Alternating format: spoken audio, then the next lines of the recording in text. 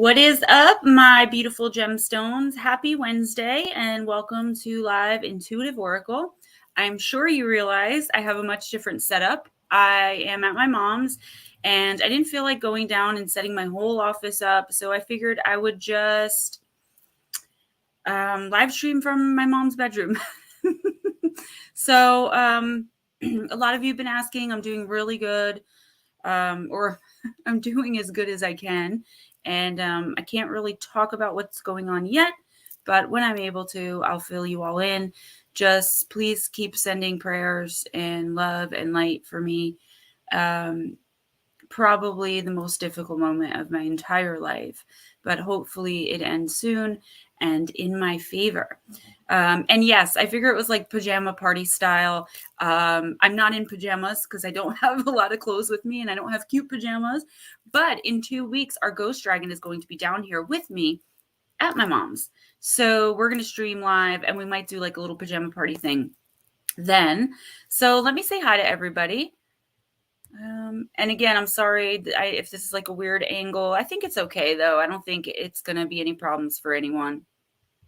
Just keep sending me that love and light, guys.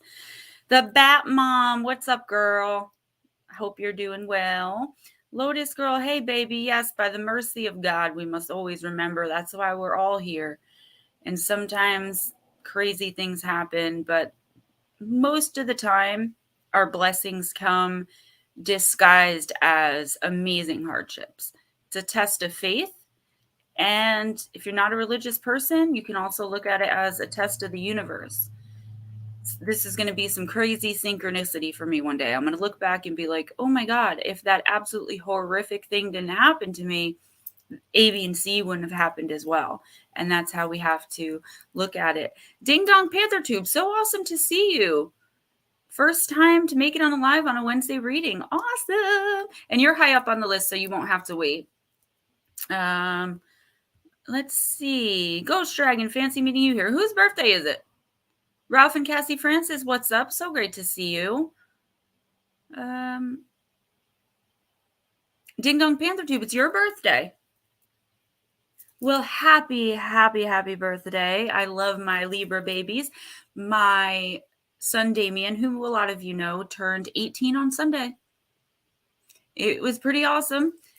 We were singing happy birthday to him and I filmed it. And like at one point, just like the angle of his face and like the gestures he was making reminded me so much of his dad, his biological father, who I also celebrated his 18th birthday with him, who passed this January. I had to literally walk away because I was crying because I got these flashbacks of Jeff.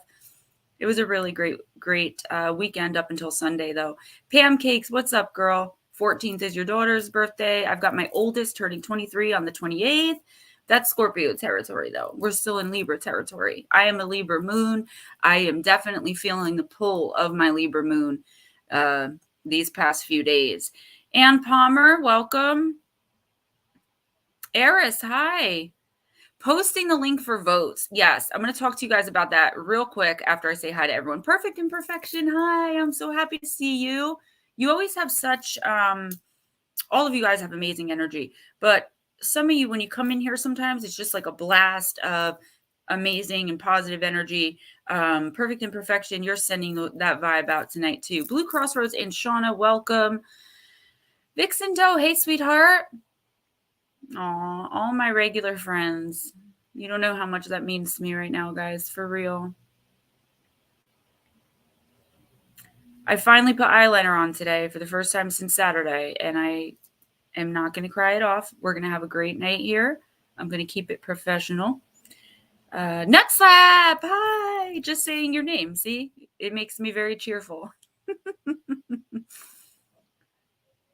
Yes, my computer did decide to update, which is weird because I just updated my phone right before I took a nap to iOS 16, which I can't wait to play around with because just from responding to text messages, there's so much awesome new stuff. My 14-year-old niece was like, you've got to get it. You've got to get it. I was like, okay. And I remembered today. I'm working on writing the 10 Days of Halloween scripts for you guys. Working hard. Nicole Perone, hello. And C. Morgan 37, hi. Mike Roberts, it is always great to see you. I can't wait for you to open your box up. Donna Messenger, hey, Mama Bear. Nick Y, there's lots of holes in the ground up by me, Gemma. Oh.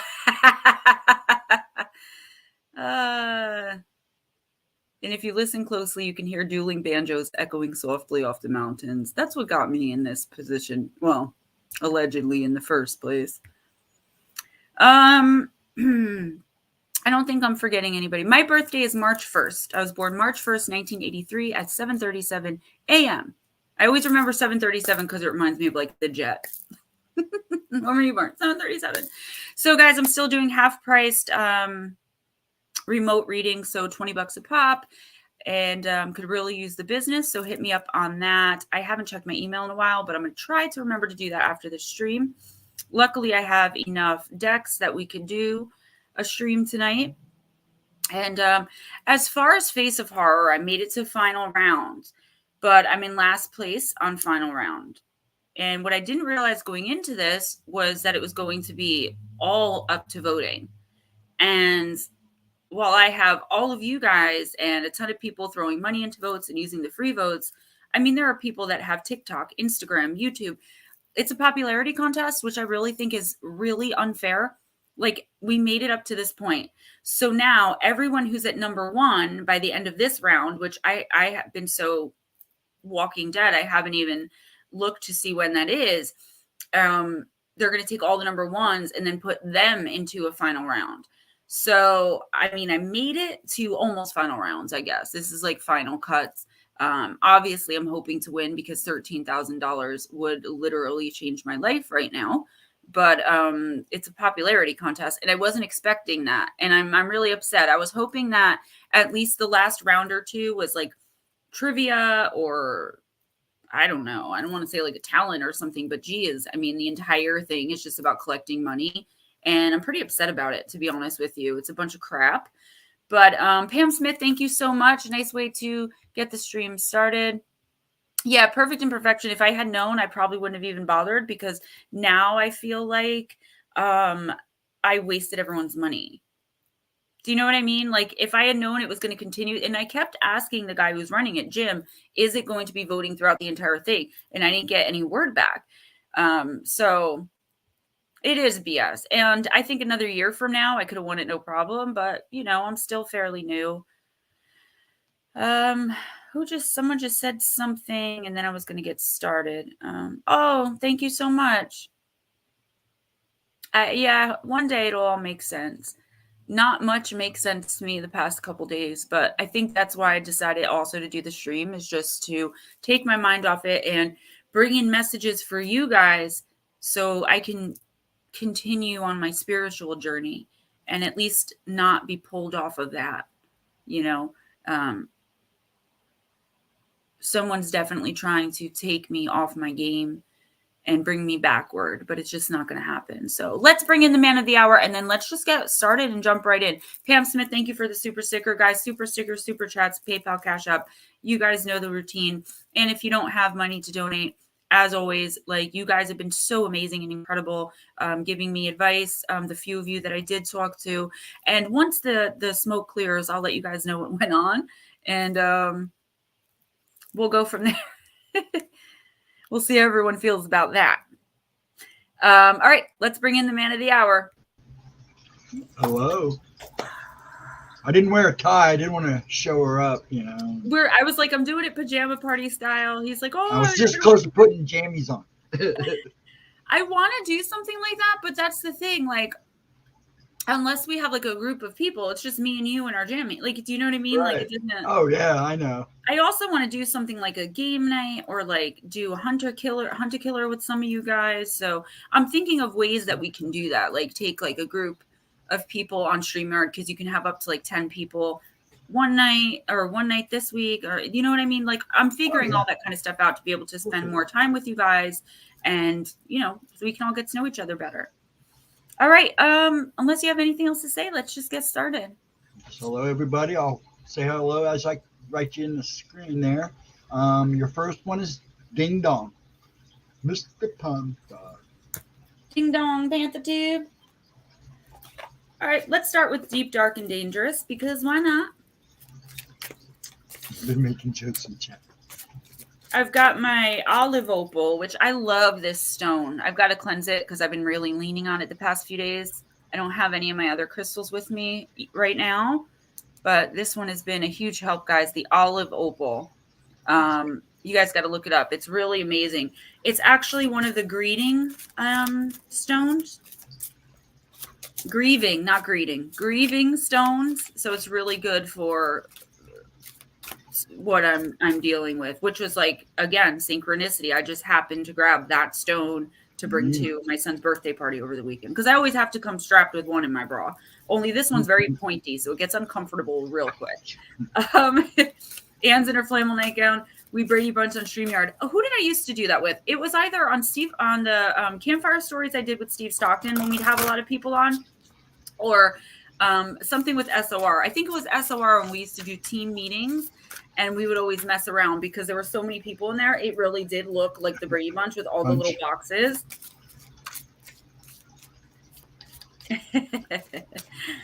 No, I did not call you Ding Dong.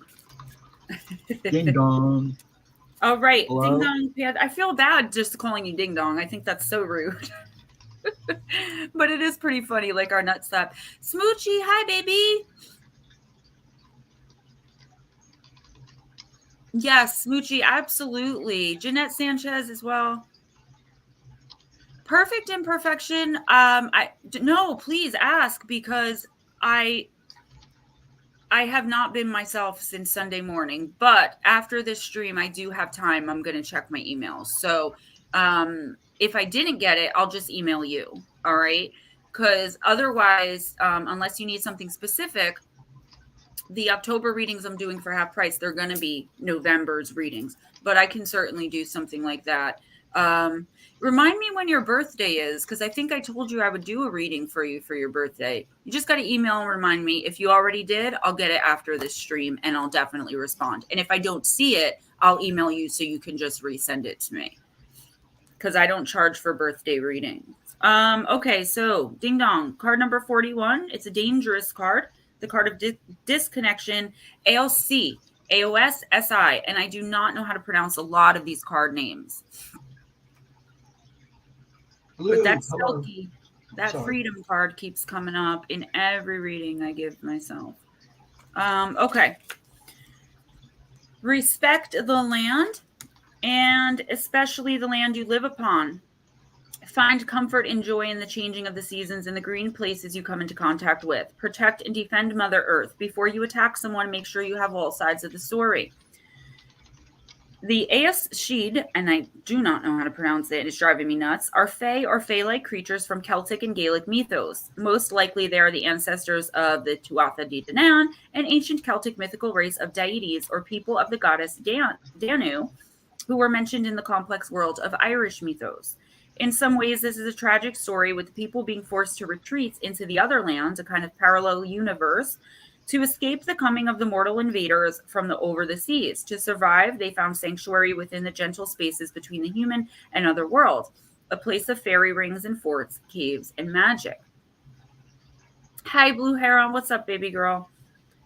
As these folks are living within the layers of the land in between worlds, they too are incredibly protective of their homes and the biomes in which they live. Trees, meadows, a mound, a certain rock or loch, a spring, a small hill, or a particular tree could indeed be theirs, and to destroy or damage the area could be detrimental to the human who does it. Should someone cut down a tree that is theirs, or say leave a cart on a certain area of fragile moss, they may enact revenge or at least move the cart somewhere else. Revenge could mean something as simple as losing an object precious to you, to having your home burnt down, your cow's milk dry up, or your own family kidnapped. I am not making threats. I am reading from a card. Please. What's up, Dargo? Hey, Jules. Anyone else I missed? The latter could also involve them swapping your human child out for a changeling and you never getting your human child back because of your wrongdoing. The best idea is to live harmoniously with them and be mindful of how and where you tread. Being in simpatico with nature and respecting all things is a good way to not get yourself into any trouble, accidental or otherwise. Even being respectful as to how you refer to them, for example, calling them the good people or the fair folk, It's important to leave little gifts and offerings, food, honey, flowers, cream, or precious stones out for the good people as a sign of respect at dawn and dusk, as these are the transitional times when you're most likely to encounter them. The festivals of Midsummer, Beltane, and Samhain were special times for them, as they were times of profound change and magic for both humans and fairies. As people traveled along the roads toward the gathering places for the midsummer solstice, it was said that the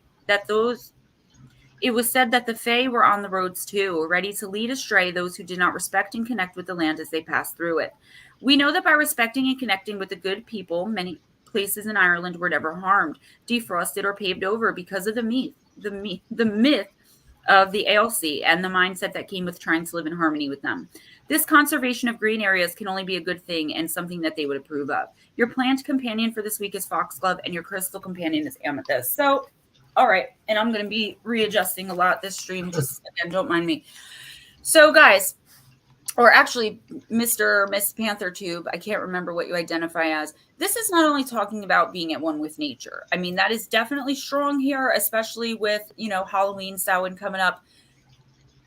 You might just want to, I know it sounds kind of silly, maybe, not like litter. Don't pollute the area you live. Pick up trash if you're able to, if you see it on the side of the road, like whatever. Like, keep your outside area clean and tended to as best as you can. A message that came through while I was reading this, though, was about your neighbors, specifically your neighbors.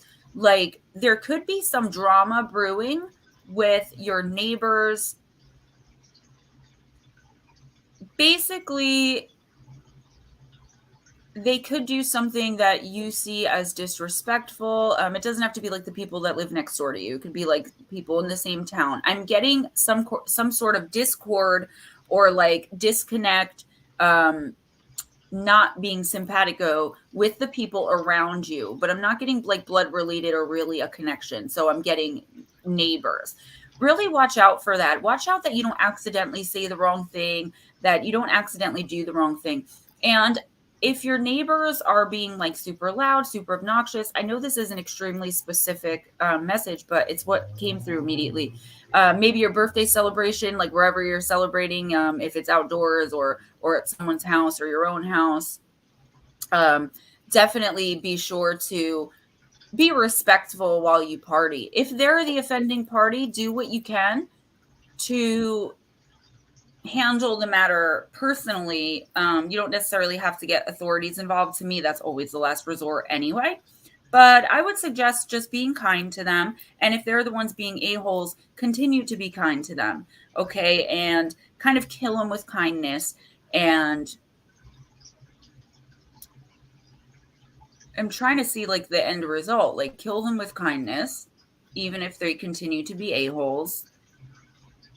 And eventually, I guess the drama should just die down between the two of you. I'm not saying you guys are ever going to be best friends, but you can make it work without having to have all of that drama in your life, because I feel like these people are going to make your life absolutely miserable if you piss them off.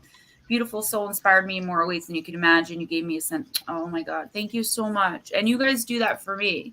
Yes, Bad Mom, I am psychic, but the card does guide me. Do you want to elaborate on that validation? Thank you guys so much.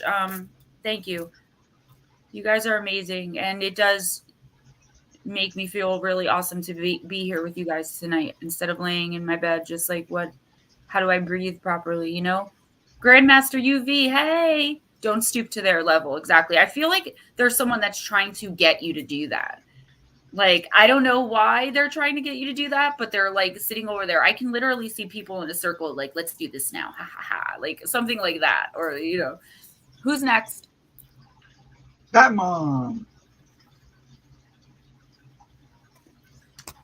Mom, let's use vintage wisdom. I didn't mean to yell that. You're the next contestant. Come on down.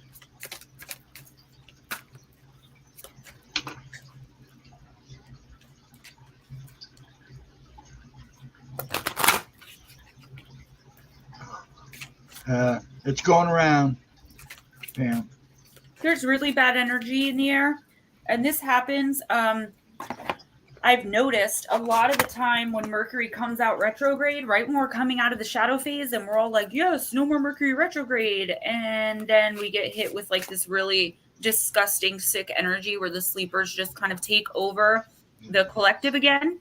And then we get pissed off and inadvertently end up energetically taking it back. So we got to get through this week, guys. We got to get through this week. And by this time next week, we're going to be sitting here. We're going to be laughing with each other. And most of us, our problems are going to seem a lot less.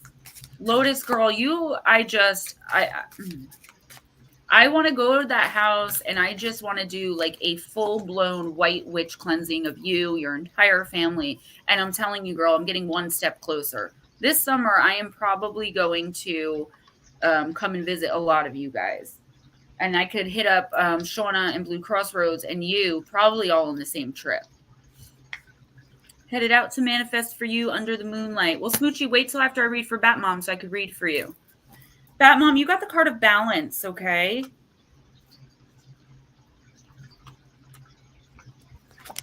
I love these cards. They're like truly vintage. Here stands a daintily posed ballerina. Although her balanced posture looks effortless, we do not see the many hours of discipline it took to cultivate such grace and poise. As she looks down on the hummingbird, her fragile wing-like arms fold reverently inward, while she hovers on the tips of her toes as if to afford a better view. The male and female hummingbirds represent the relationship between opposites, and their nest of illuminated golden eggs is the divine culmination of both. Oh, I can't wait. I cannot wait to hug so many of you. From the moment we're born, we enter into the realm of opposites. We soon come to realize that finding an artful balance is not only a continual act of survival, but also an ongoing rite of passage leading to a deeper, more refined understanding of ourselves and our relationship to life. Left unchecked, unconscious drives, attachments, and addictions can manifest as blind spots, making it hard to access our internal compass and navigate our attentions wisely. A healthy lifestyle involving exercise and a nutritious diet provides a good foundation from which to create a more balanced life. Loss of balance in any domain, be it physical, emotional, or spiritual, can lead to a loss of perspective, clarity, and ultimately our way. The presence of this card invites you into the stillness to address any area where the steadying hand of balance needs to be restored. Self-honesty and willingness to listen to your head and the intuitive wisdom of your heart will help identify areas needing attention. As the author of your own script, if change needs to happen, you and you alone have the freedom to rewrite the storyline. To realize your dreams, don't be afraid to aim for the stars, but as my grandma used to say, don't be so heavenly bound that you are no earthly good. Vixen Doe, thank you so much. Oh, thank you, guys. Thank you. There was something here that threw a message into my head here. Oh, there it is. Okay. So the first thing that I'm getting, thank you guys so much. I literally can't thank you enough for all the support financially and otherwise. Seriously. I feel like you don't realize right now, Bat Mom, that there are things that you're going through that you're very overwhelmed about, obviously, like we all are. But I feel as though in your case specifically, what's happening is you're actually just, like it said, the ballerina, like we don't see all the discipline it takes for her to so easily stand there on her toes like that, making it look effortless. I feel like there are people around you who are not understanding everything that you're going through. They're taking you at face value, you know, if you're cracking jokes or being sarcastic, or they're not seeing all of the pain that you're going through. And for some reason, this is going to be really important this week. I feel like it's time for you to sit down with someone, and I don't know who this someone is, and explain to them, open up to them a little bit more, be a little bit more vulnerable. Now, you might know who this person is, okay? Because I feel like you do have a connection with this person. Okay, you definitely have a connection with them, but for some reason that connection is off balance. It's off kilter, and you're feeling very disconnected from them and they from you. Now, this doesn't have to be a romantic relationship, but it is someone close to you. Again, this could be something that's coming in this week, but I do have a feeling it's been brewing for quite a while. And you don't want to burden this person. You don't want to overwhelm them with your problems. You just want them to feel like life is going on as usual. But I feel like opening up to this person is not only going to bring your relationship back to where it was, or at least help them get a better understanding, but I feel like there's going to be some help coming by way of you opening up to this person that you are definitely not expecting at all. Like, you're just opening up to share a part of yourself with this person so that they understand a little better something that's going on, and then somehow you're going to be pulled out of something that you're dealing with. And I know that's really vague, but I hope that you either know what I'm talking about, or when this person comes around, it'll hit you, and then you sit down and you open up with them. I feel like they do want to listen, even if they seem like they don't. And they really are concerned with what's going on with you.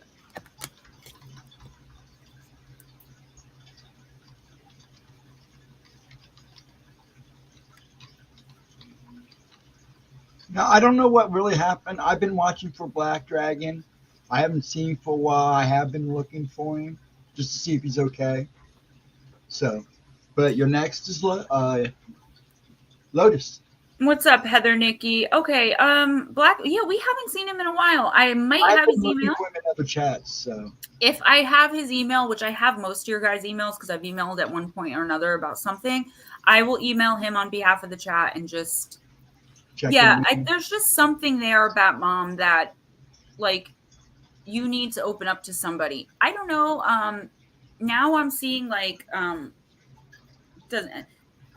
Behind you and above, right? So that would be someone like a counselor, a teacher, a boss. Not that the person's above you in life, but that the person is a person that either you look up to, or they're in a place of authority in your life. So that could maybe help you narrow down the connection. Miss Lotus, thank you, Vixen, so much. I'm sorry, what? Vixen Doe. Oh, yes. I wasn't sure if I was going to do this tonight.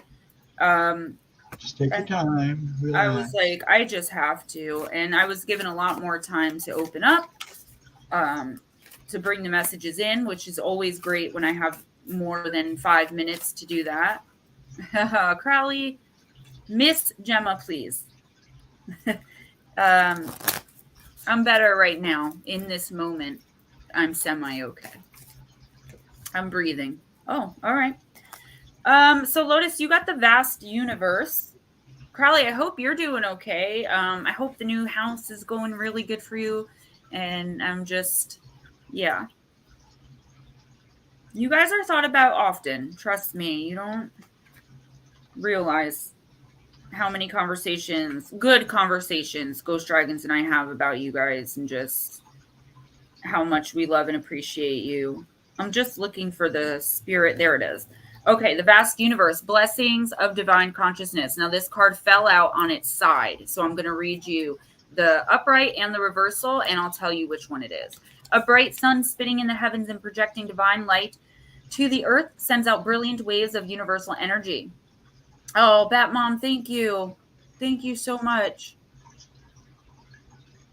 I'm going to cry my makeup off. Yeah. The love is good, though. The love is good. When you receive this card upright, you know that this vast river of grace, abundance, and happiness is open for you. You yourself have your own divine heart, Lotus, one that is connected to all other people. Yeah, guys, I can't thank you enough. Once I am able to tell you what happened, you're going to understand. And to boundless creative energy. This incredible power is always available to you, but you have now arrived at a time when the whole world is about to open up. Opportunity awaits. Amazing connections are available to you. The eternal consciousness that co-creates all reality is in alignment with your own heartfelt desires. This is the time to focus your energy there by creating a treasure map or vision board filled with bright images, writing a clear attraction intention, or directing your angels to carry your intentions to the energetic realm. The entire universe is waiting and willing to respond. I've got to do Smoochie's reading. I forgot. That's fine. All right, Smoochie, you're next, baby. So reversed, it says, when this card comes to you reversed, you find yourself feeling isolated and unable to resolve things on your own. You're looking for connections and solutions, but things may feel pretty grim. It's important to know, however, that you are never disconnected from divine consciousness or from anyone or anything in your own universe. It's all about your energy. So be sure to release any fear that puts up walls or shuts down important spiritual and personal alliances. But do not blame yourself for past vibrations. That only separates you further. What is called for here is a conscious intention to connect and to redefine yourself according to your divine legacy. That's where your true power, value, and worthiness come from. Your history and your future span the length of time. Open up to this truth and leave the old limitations behind. Shift to a deeper spiritual view of life. The solutions you seek will be illuminated by the divine light that flows to your willing heart. Your affirmation for this week: the light of God fills me, divine consciousness guides me, abundant blessings of the universe flow into me and my light. So, okay. Obviously, we're looking at the reversed position here for you right now in this moment in time, Lotus Girl. But when the card is reversed, it always ends up at the upright position at the end of the circumstance. So that's what you have to look forward to. Right now, I think what the universe is trying to tell you is that despite everything going on, this is a really major, Jules, guys, thank you so much. Thank you. This is a really major shift right now. And I feel like when that happens, myself included, we tend to become bitter. We tend to become overwhelmed. We tend to, some of us, give up on calling out to the universe and cleansing and saging and clearing. Real Truth, thank you so much. Thank you, guys. Myself included, probably a little bit to a lesser degree, but definitely me too. What the universe wants to call you back into, Lotus Girl, is continuing your positive affirmations and manifestations, continuing to work with crystals, continuing to tell the universe what you want, or thank the universe for what you want as though you already have it. You've definitely fallen off with this, with, keeping up with your spirituality to a degree. And the universe is telling you that you need to come back. All right. Despite the million things you have going on, you don't have a free second in a day. And when you do get a free second, you're so sick and you're so tired and you just don't have the energy. Close your eyes and throw out something silent to the universe. You don't even have to talk. You can't forget to do that. This card is the universe telling you, don't forget to do that, because we are, as if it's a person, going to listen, and we're going to vibrate it back to you. We're going to bounce it back to you. And I know that's really hard to do. And it's hard to believe when life is so overwhelming that you don't even want to get out of bed, because you don't want to open your eyes to what the next horror or heartbreak or harassment is going to be. Right? Even the small things sometimes can get us to the point where we're just like, ugh. Dargo, you leaving? Have a good night. Thank you for stopping in. So the universe is calling you back. And that's a big deal. All right. For the universe to be reminding you of this. That means there is something in store, and something in store soon. As we move out of the shadow phase of the Mercury retrograde, guys, I believe it's Mars. Now, again, I haven't worked since last Friday, so I'm not up. I haven't worked since last Friday, and I'm not up on everything that's going on as far as the astronomy. But I do believe Mars is now in retrograde too, along with a bunch of other planets who are either going retrograde or coming back. So there is a lot of ickiness, and the planetary positions and what they're doing really do have a lot to do with that, and the more aware we are of that, okay, the more able we are to handle it. But we do have to keep reminding ourselves of it. Smoochie, you got Nas. Card number 19, feel loved and proud. Okay, let me take a sip of my Red Bull, guys. You have some coming in the morning. They said by 11. Okay. Just send it in Mom's name next time, just to make it easier. It doesn't matter, though. Someone was actually gracious enough to send the rest of my Red Bull along. Cowie, what's up, baby? Really, that was nice.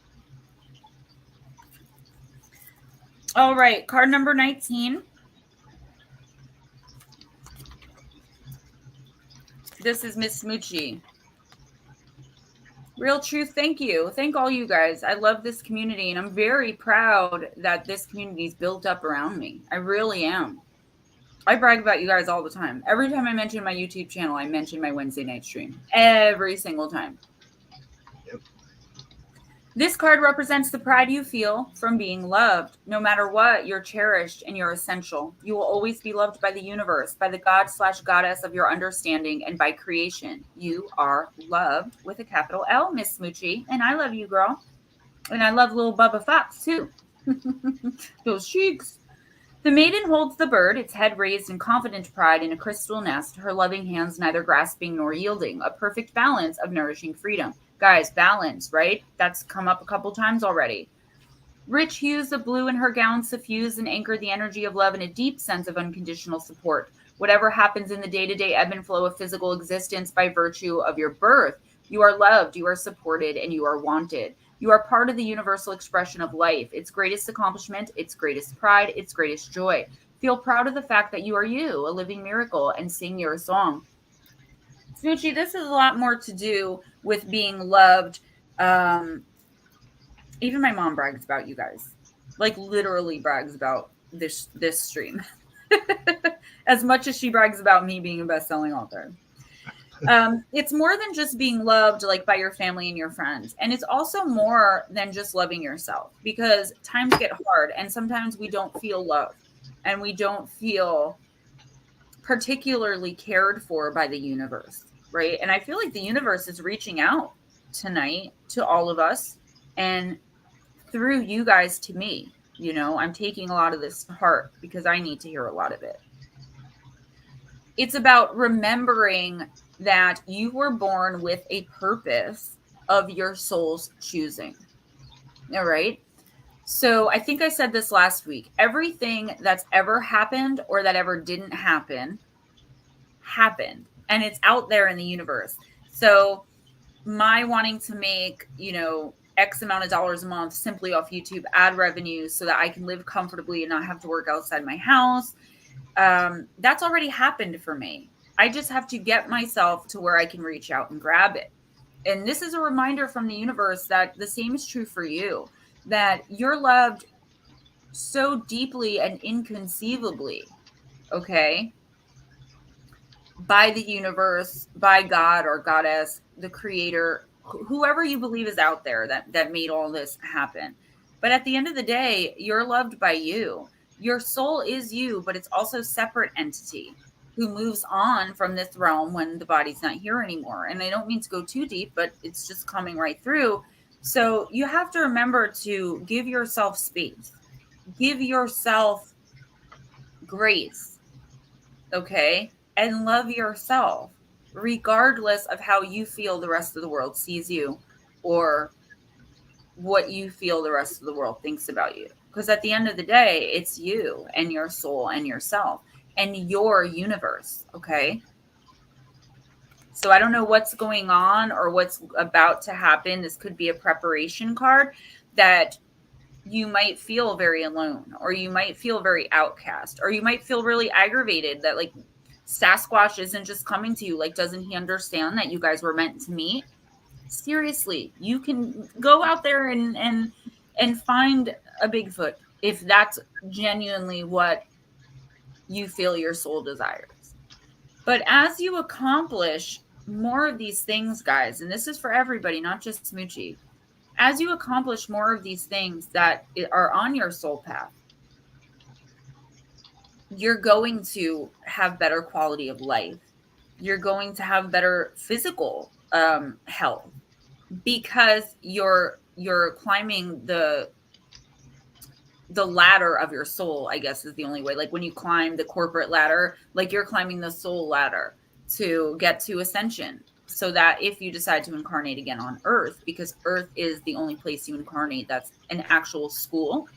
Starting to think maybe a prison, but from what I've heard from Spirit, a school, you're learning, you're like graduating to the next level. And if you don't do that, you're going to come back and have to relearn, all of these same lessons. And hey, baby. All right, who's next? Oh, I'm sorry. Pam Smith. Smoochie, I don't think I am either.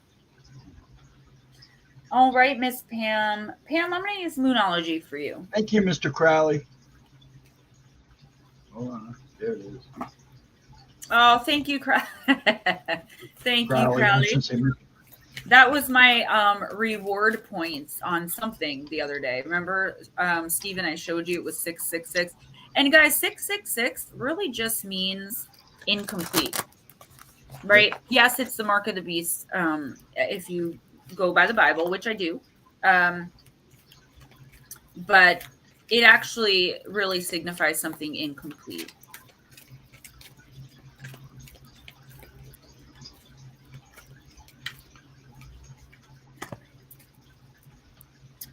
Full moon in Libra. Find a balance, pancakes.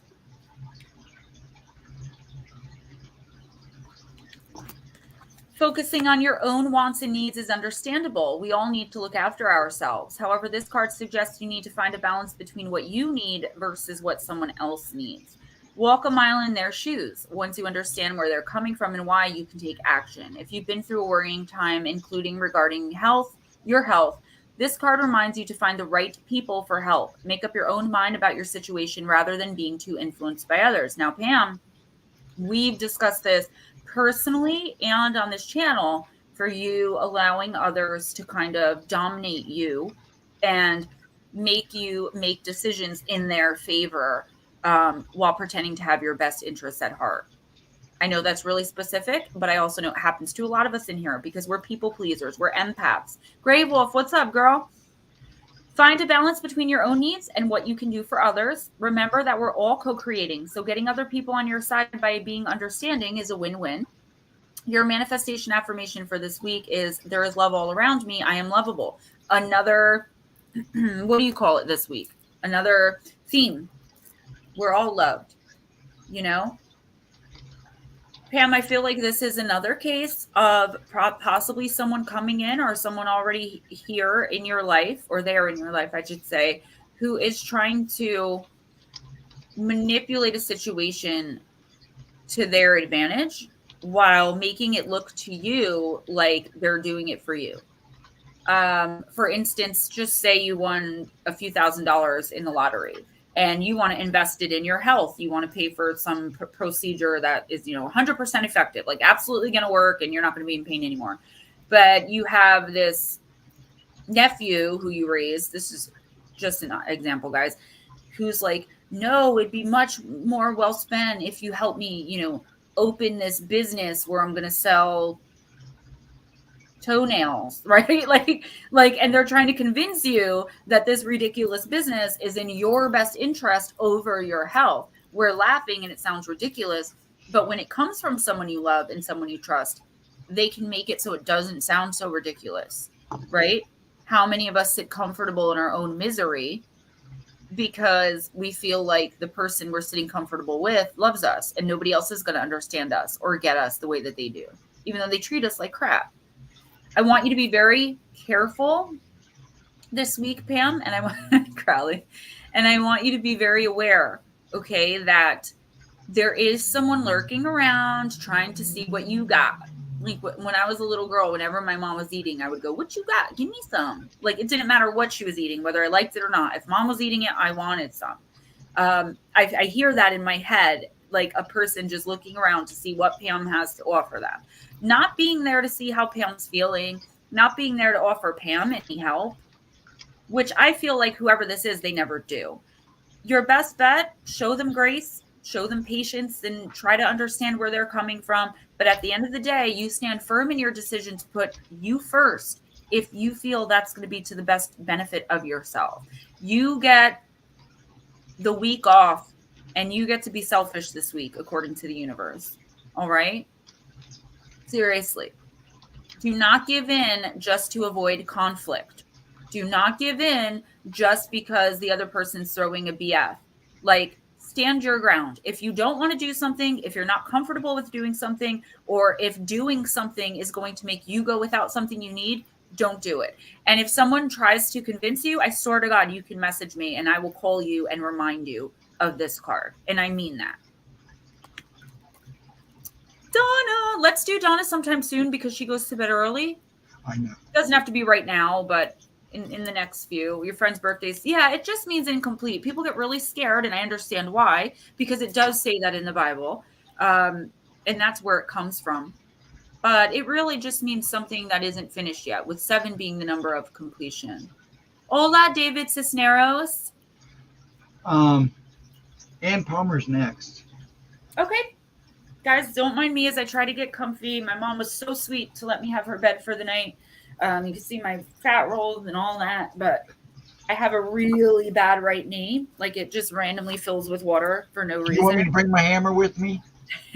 No, I'm going to be, I just have to get a little desk that I can put in front of my own bed, but I'm sorry for bouncing around. I know someone in the comments is going to complain about it, but it is what it is.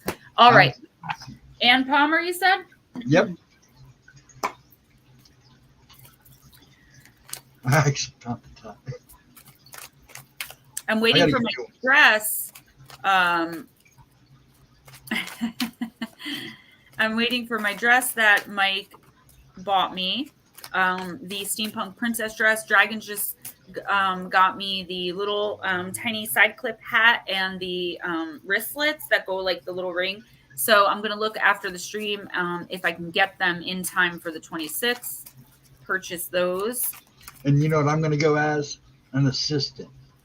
I'm going to have a name tag and everything. It's going to be awesome. I'm really excited to wear that costume. Like, I'm really excited. I might be more excited about the costume than the actual book signing because I'm so nervous. And I have to get product made. So I definitely am going to have to get all my manufacturing stuff here, which I'm hoping to do within the next week. Someone mentioned my nephew. Yeah. So you'll know who it is. And honestly, it could be more than one person too. I feel like you're one of those people like I used to be. And like, I kind of still am, but I've gotten a little better with it. That just like, I always the one sacrificing, no matter what, always the one giving in. And I try to put my foot down. And I try to put myself first when it feels right to me, instead of knowing like it feels really wrong and just giving in anyway, just to avoid conflict. But that's something I really have to work very hard on, is to not just give everything away or give everyone what they're asking for. Nut slap. I used to have a top hat because I used to go to Tom Petty lookalike contests in the day when I was a young punk. And somebody stole my top hat, so I don't have it anymore. Oh my goodness.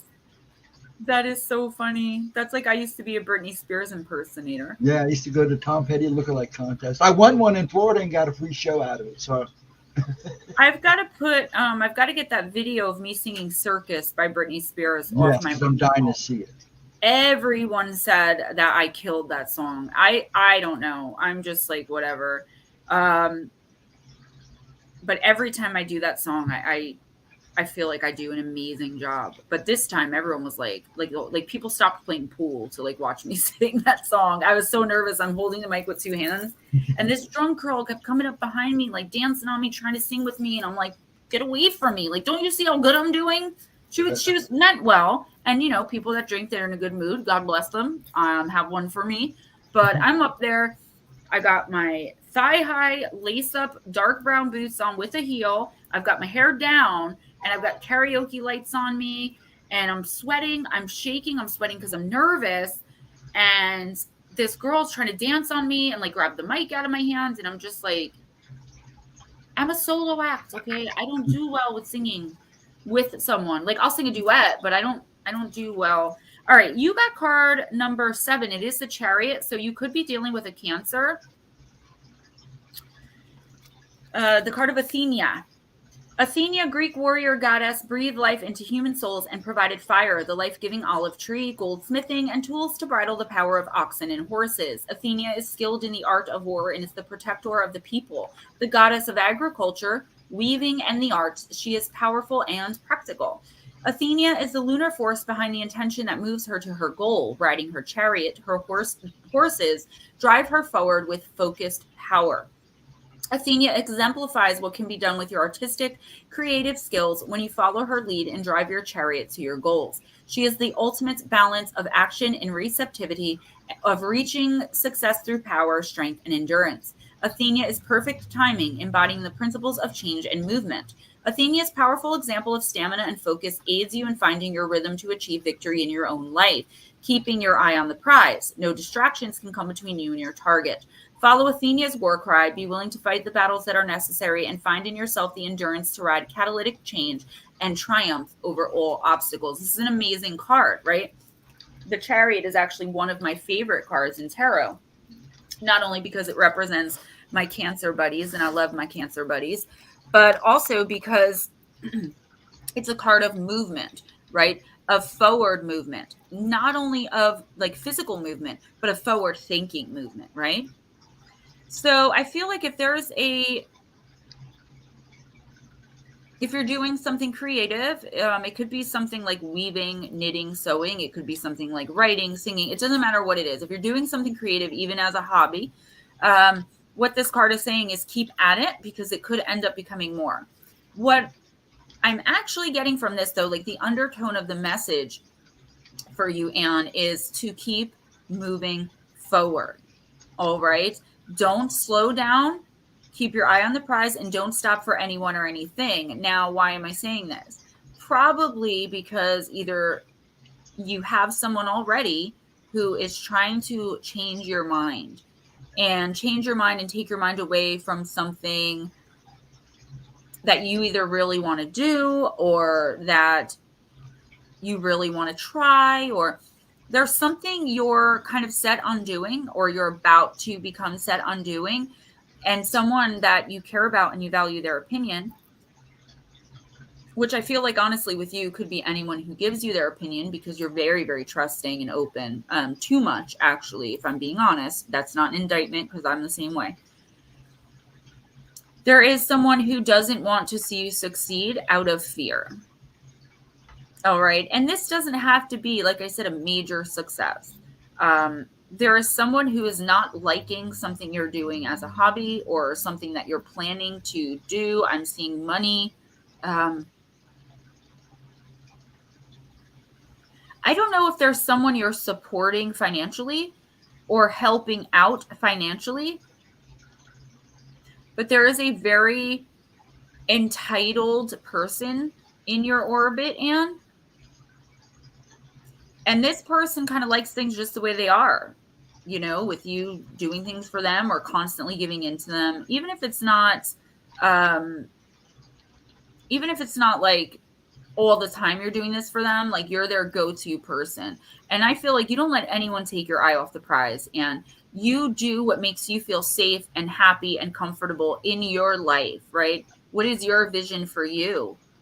Jump on the chariots, follow Athena's war cry, and keep right on moving.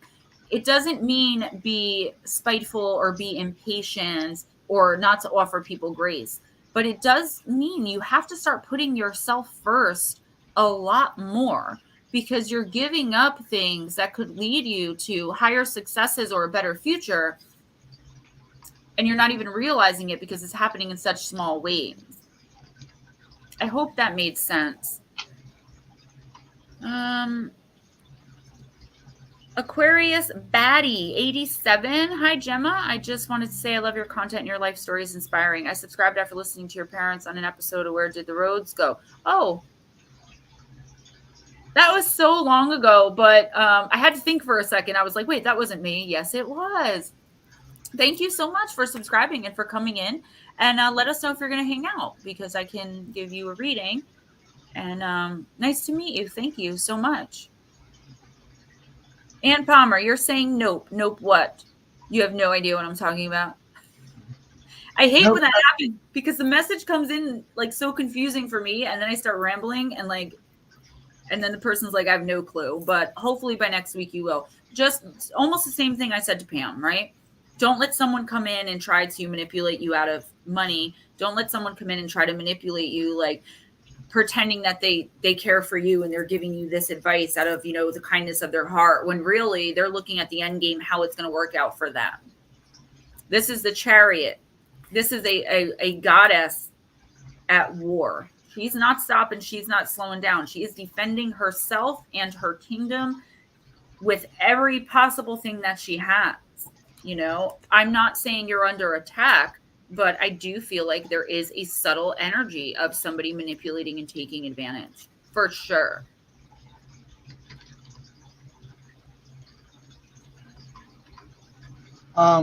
Aquarius must have said something because Mike blocked them, and I didn't catch what they said.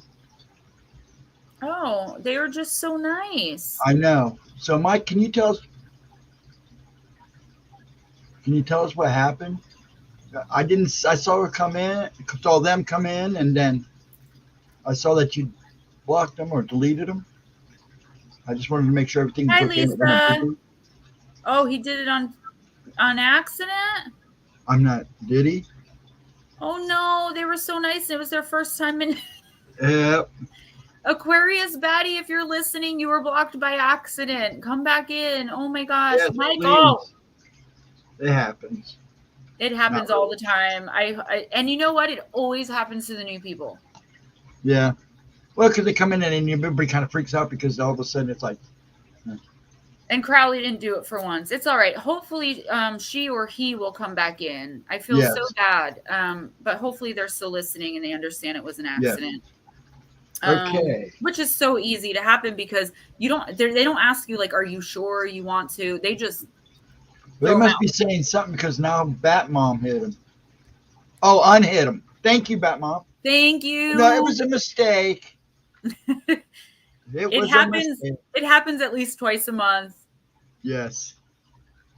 No, Aquarius, we're really sorry. Our beloved Michael dropped his phone, and I'm like, oh no. Do you know that happens though? Like twice a month that someone acts. I do it too. I go to click on something and it blocks someone. So I apologize. Yeah, at least you didn't ban them. I had a really good friend that I met on here. Her name was Shannon. She went by Rose Tyler of Bad Wolf. And a long time ago, when all those people kept coming in, and like, remember that night where they were just boom, boom, boom. They completely took her off my channel, and I never found a way to get her back. She kept emailing me. I kept trying to get her back. Finally, she pulled her Patreon donation and never talked to me again. But I was like, I'm so sorry. Like, I don't know. Just because I'm on YouTube, I'm not. I'm very. She came back that one night. Remember that she came in that one night? We were real nice to her, and then we never saw her again. Yeah. Yeah. Hey, Larry. Oh, well, thank you, sir. Bat Mom, I'm getting there. Okay, Ralph is next. All right, Ralph. Let's use Raven's Wand. Haven't used this one in a few weeks. Mike, we're friendly, I swear. You better be kissing butt, Mike. Ding Dong Panther Tube, if you're on Facebook, I'm probably going to post the video of me singing karaoke on there. I'll actually probably put it in the community tab. If it sounds any good, I'll put it in the community tab. But I think it did. I think I usually do that song pretty well. There's a couple songs. Black Velvet by Alana Niles. I do pretty well. And I do Circus by Britney Spears. I Love Rock and Roll by Britney Spears. Do Something by Britney Spears. Yes. My Prerogative by Britney Spears. I do Rumors by Lindsay Lohan, believe it or not, and With You by Jessica Simpson. I've got all my staples. I do Gunpowder and Lead by Miranda Lambert. Crazy Ex-Girlfriend. Yes, Aquarius Baddie, you won't have to wait too long because you're new. So we bump the new people up on the list. So just listen for your name to be called. You don't have to do anything. We'll just call your name first, make sure you're still here. Yes. Unless, like, if you're at the gym, you're not going to be able to keep talking, let us know, and then I'll just call your name and read for you. After these next three people, which is Ralph now, then Perfect, then Eris, then we'll do you. All right, perfect. Yes, Ding Dong Panther Tube. My name is Gemma Jade on Facebook. I have to go in and, like, separate the Gemma Jade page from my personal page now more than ever. But for right now, yes, and you'll see me. And all of you guys are welcome on my personal page too. It's just because of spies that likes to report not even truthful information to people and cause me major pains in my butt. Hey, Lara. All right, Ralph, you got the card of changing faces right in front of me. See that? Feeling the love already. That's what I mean. You guys are so amazing. Oh, come here, Red Bull. Well, if your butler wasn't locked in the basement, we could hand that to you. You wouldn't have to move around so much. My mom's basement's haunted. Good luck in there. Actually, in this house, I might put you in the attic because the attic door is attached to my bedroom. Crowley, nice. Very nice. All right, Ralph. Painted faces brighten any coven festival, and we all wear different faces on different occasions, although perhaps not as striking as Lavinia Silverdale's. Masking can help us by covering our vulnerabilities like a shield, such as wearing a brave face during a crisis, or being attentive when we really feel exhausted. A mask can be new clothes or a hairstyle, and these simple things can give us a fresh perspective on ourselves. Would you benefit from stepping out of your everyday routine and being someone else for a while? Now, this doesn't mean being fake. This means trying on a new you, right? We all need to do that every once in a while. Who do I want to be today? And this isn't, again, being fake. It's just different parts of your personality that shine through. On a day that I'm working all day, I'm Gemma Jade, author and writer, and that's a totally different personality than Gemma Jade who goes out and sings Britney Spears and karaoke, right? It's finding the part of yourself that fits into the moment while always still being authentic. And that's a really hard thing to do. And I feel like that could be a challenge for you this week. And that's probably why this card came up. It did come up in the upright position. So this week you could end up in some kind of uncomfortable circumstance where you feel like you can't say what you want to say in a situation, or you can't be authentic in a situation for fear of hurting someone's feelings, pissing someone off, or steering someone the wrong way. And what this card is basically saying is, as long as you're being authentically you, right? As long as you're being authentically you, as long as you're not pretending, as long as you're not acting, okay, it's perfectly all right to bring out different aspects of yourself and your character in different situations. So when this comes up this week, when you feel kind of like you don't know what to do, give me one sec, and you don't know how to respond to something, it's okay to simply say, I really don't know what to say right now, but I'm here to listen. Someone could be coming to you with like a mini crisis that they need your help with. Don't be afraid to give them your best advice. Brody Berry, what's up? Hey, everybody.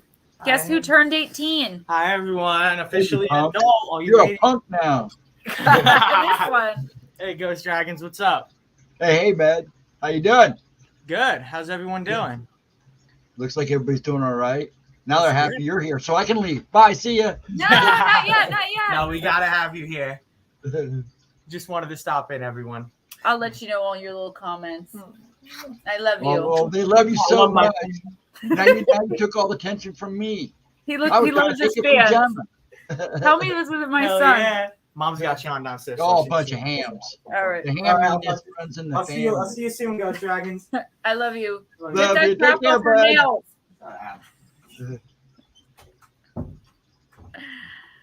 He's officially an adult. He's such a good kid. It's like, but it's scary to me because it's like now I have 3 adult children. I'm gonna take him out and show him how dragons party. I love that kid. He is such a saving grace to me. Okay, you ready? Nutsob said back to the bees.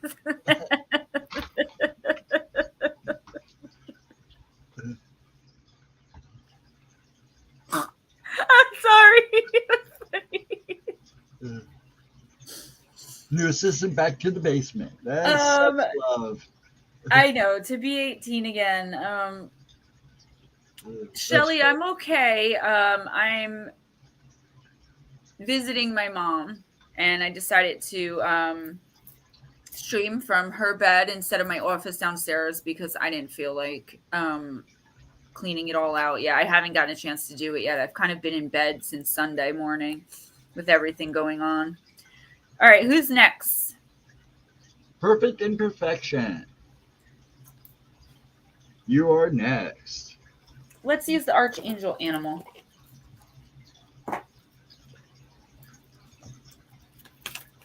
Hi, Josephine. Batmom, I found out this weekend that my sister, Carol, who is, I guess, 3 years older than me, so she's like probably just turned 42, I think. She is going to be a grandma again. Her youngest, my nephew Brandon's girlfriend, is pregnant. And then her middle daughter, my niece Isabel, just had a little girl. I think she's almost a year old, maybe a little less. And then her oldest daughter has 3. And then my sister Christy, my oldest sister, who's 4 years older than me, she has 1 grandbaby from my nephew Eric, who passed away of cancer right before he turned 21. I don't have any grandbabies yet. I feel like I'm, well, right now with everything that just happened, I'm not really ready, but like I feel like emotionally, like in my head, I'm ready. I just want to be settled in my life so that I can spoil it rotten. He's the best, miss him. Yeah, he's such a, oh my gosh, he's just such a good kid. I see his heart is so much like mine, and I do worry about him getting taken advantage of, but then again I don't, because he also has a lot of his dad's feistiness, where like Jeff, his biological father, would let me push him to a point, and then he would stand up for himself. I would bully him to a point, and I see that in Damien too. All right, Perfect Imperfection. You got the Kingfisher. Be patient and focused.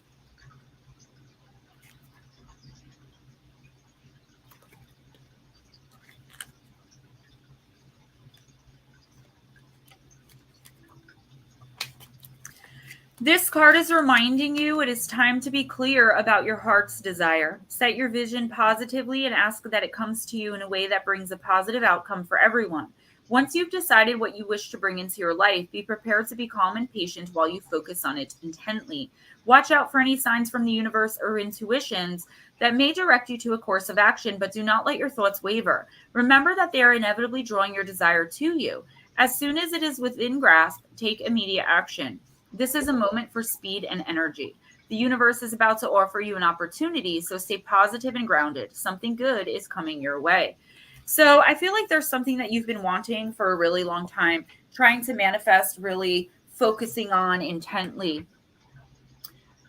But I feel like you've been trying to manifest it for so long that it could have become something that you feel is, or something that you see as unreachable. The universe is saying it's always right before you give up. Like, it's like that saying in recovery where they're like, don't give up before the miracle happens. That's basically what the universe is saying to you right now. Like, if you're about to give up on a dream or on a goal, no matter how big or small it is, the universe is saying not so fast, okay? Because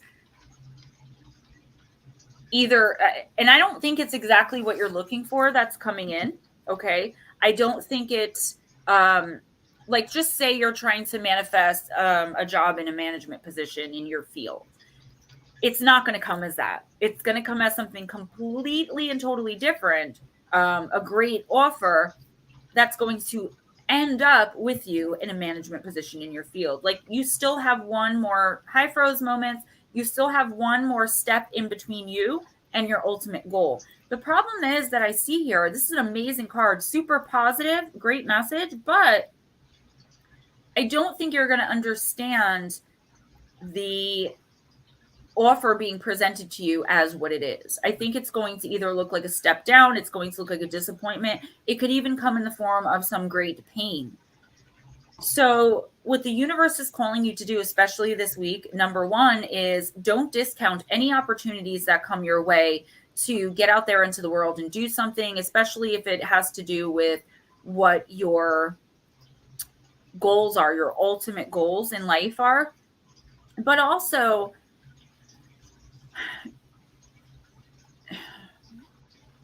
I'm trying to see,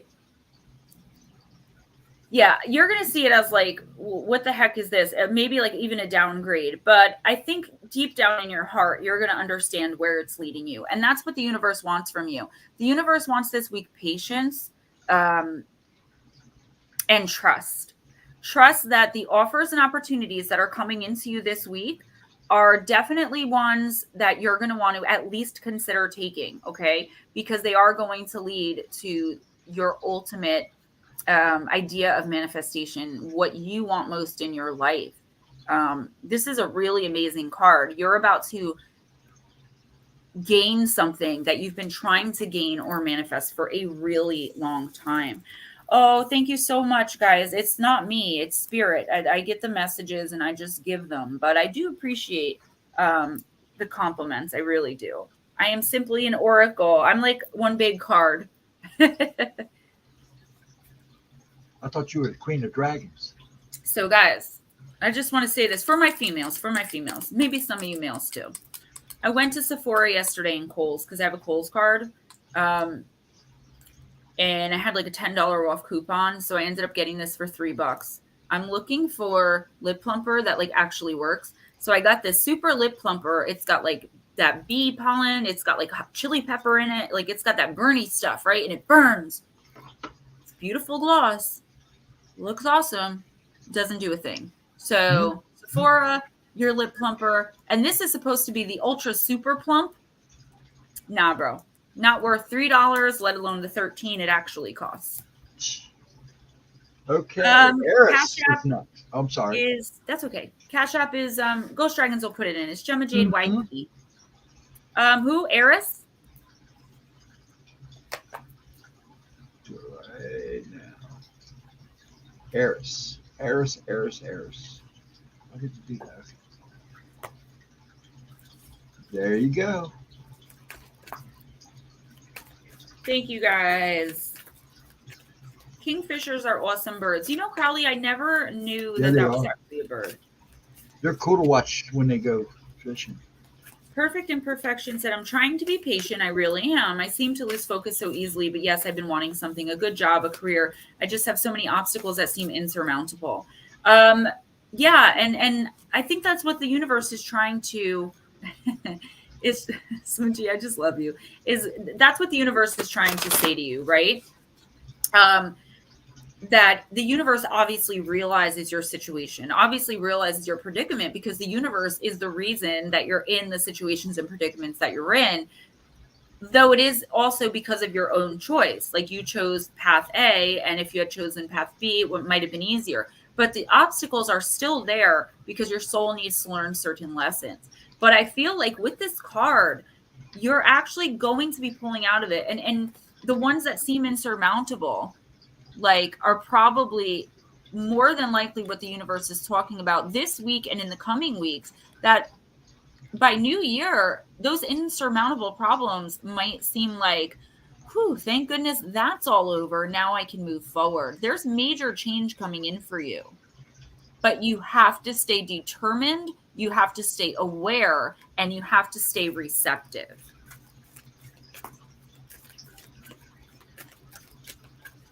Ouch.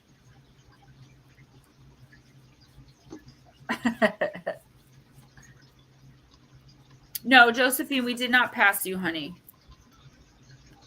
Nope. Not yet. Getting there, though. We're getting to you, babe. All right, Mr. Eris, let's do this. The Cauldron.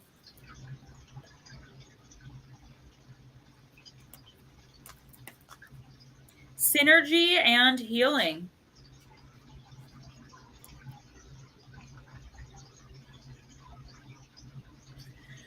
Where all things come together, under pressure, flowful synergy.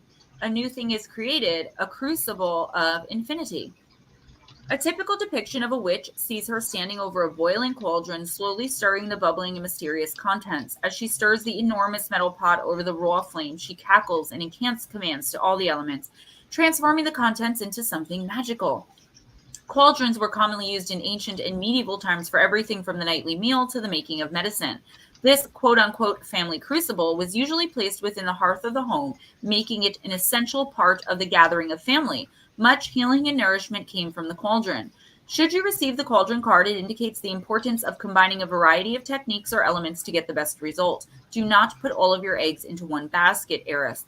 Refuse to choose just a single rigid pathway when a variety of ways are there to be enjoyed and experienced. And perfect imperfection, you could benefit from this card as well. You can find your own ways to create something new. The cauldron is a deeply transformational tool. Things change once they are put under pressure. Resilience is being cultivated over time, and this means that you'll be able to withstand any negative pressure much more healthily from the inside out. So you're also being tested, and I feel like in a way we all are. So Eris, what this card is saying is, if you feel stuck, stale, stagnant, like you're kind of on this path to, even if it's a path that you feel is going to be very successful to and for you, if it's making you feel stuck or stale or stagnant, the universe is telling you, like, you can still achieve the same end result by taking a different step. Like, take a different step next time.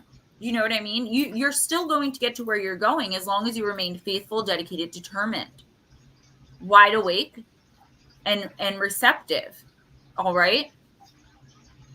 The heart of the matter, your goals, your dreams, your destiny, your achievements, everything you want in life, there's no one way to get there. And you may be feeling lately either stuck or feeling like the only way you can accomplish what you're trying to accomplish is by doing A, B, and C.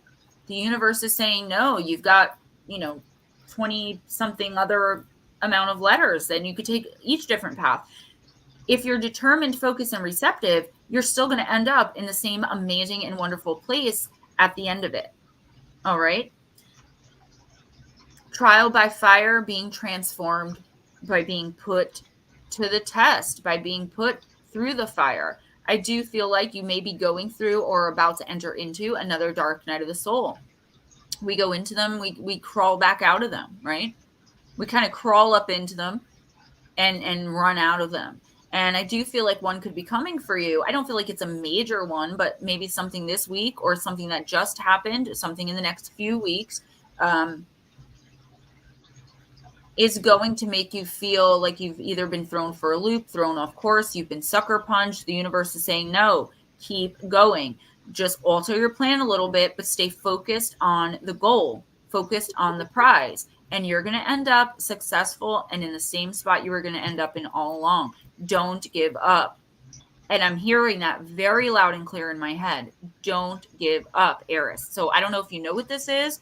Now you can prepare, if it hasn't happened yet, for this week, that you may run into some difficulties that you weren't expecting, and they could seem super and major and like, wow, I cannot even believe this. What am I going to do now? The universe is like, you know what the universe says to do? Have faith and trust. Prove to the universe that you've learned the lessons you were supposed to learn, that you've grown. And you're going to have it reverberated right back to you in the long run anyway. It is not an easy path. And if it seemed too easy so far, it's not going to be. But that doesn't mean it's impossible. Yeah. Don't give up. For sure. Stay steady. Okay. Aquarius. Baddies. So Aquarius, you're still here. You're next. I think it's a female, but I'm not sure. I think she said, or she or he said that they are at the gym, and I didn't see. Yeah, right there they are. They're on the treadmill. There you are. Okay. Well, I'll act like we're running with you. Okay. I'm going to use Divine Circus. Oh, thanks, Blue. So green jasper is the rainmaker, guys. So if you're trying to get some rain in your area. It's raining here. You showed it and it started raining. No, that's olive opal. Oh. My green jasper is at home. I got to get all my crystals, but I will.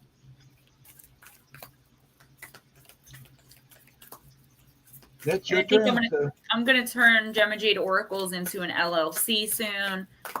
I've got a lot of plans. This was a huge wrench in the works, but it's not going to stop me. I just need that one little thing to get back on track. Sometimes you have to climb a few extra steps to get where you're going. This is like... And you're climbing a few extra steps, I know. And they're a little extra taller than normal, but you'll get over. Literally telling a mountain to move. But you know what? I'm going to move it. Faith can move a mountain. Just remember that. All right. Let's see. I'm Aquarius and Aquarius. Thank you. Paranormal Pixie, thank you. I do appreciate it. Everyone, you guys are just tremendous. And I knew you were going to be. And that's why I didn't want to give up on this stream tonight. I really had to pull myself out of my hole. But I'm so glad that I did. All right. So you got the cover card, the Guest of Honor, which is actually kind of funny because you're new to the chat.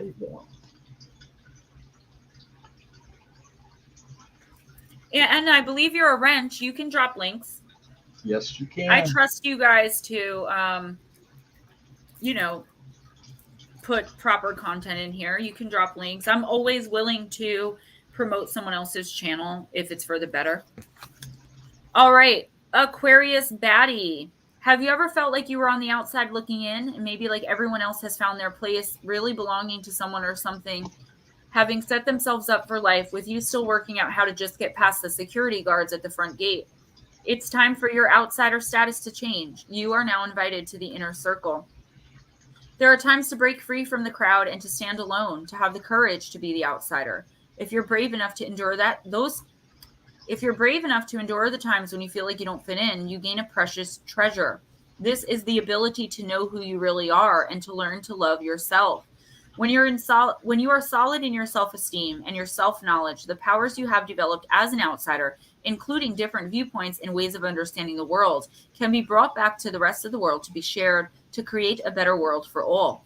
It's a bit like a soul version of sharing your holiday pictures with the family after a big adventure, opening up their minds to other worlds and maybe even inspiring them to take their own journeys. But if you spent long enough on the outside and on the fringe of life, perhaps leaving people behind, it can take some intention and attention to change that course. You might have become used to being the lone wolf or standing so apart from the crowd that there's no one else around you anymore. That will have served its purpose, but you're invited to shift your ways now from setting yourself apart to returning with that wisdom to share with others. It means believing you can sail straight past the security guards at the door, straight into the most deliciously wonderful party, and right into the VIP room at the center. Tracy, hi. Aquarius, it's your time for acceptance at a greater level because you are safe. You've learned to accept yourself, so you'll not hand your power over to others as though their approval means more to you than your own self-possession. You can be amongst the crowd and take your rightful place there, yet still be an individual very much at home, belonging and sharing your treasures with others, still exactly who you are in truth. The Oracle of Guest of Honor brings a message. You're going to be offered pride of place in something that matters a lot to you. Accept it. It's your time to feel as though you've been chosen and that you belong. So obviously an offer coming through. I'm not saying this is what it is. It's just an example. You're going to be, again, I don't know how you identify. Oh, High Priestess. So, yeah, so there you go. Apparently I'm a High Priestess with the gift of healing from God himself on some change the world type of stuff, prominent person in society. And number one, you're definitely in the right place because we all have different abilities in this chat, which is why energetically it feels so welcoming and it's accepting. We're all empaths, but we're also, we all have different abilities. Thank you, Mom. I know I will. Mama. My mom's listening downstairs. I got Mama, Miss Donna in there. So Aquarius, this specifically says you're going to be invited to do something. So I was thinking something like being a maid of honor in someone's wedding. That's not exactly what it is. It could be, but something like that where you're like, oh man, now I got to go to this wedding. I got to be around all of these people. None of them understand my High Priestess status. How am I going to fit in? And all these worries that really don't make that aren't going to make much sense once you actually accept the invitation to whatever it is. The reason you're being invited into whatever this is because you have finally learned your status. You have finally understood who you really are deep down on a spiritual level. Most of the population never gets to that point. They understand a lot who they are on the level of being a human being and living in society, who they are as a lawyer who makes a ton of money, or who they are as a waitress who's in an all cash business. Like, finding your place spiritually is how you elevate in life. You're going to receive an offer. These are weekly readings, but I see a week or two. Okay. Something coming in, someone asking you to do something that seems very tremendous to you that you don't know if you can do. This card is saying you definitely can do it, and it's going to change your life.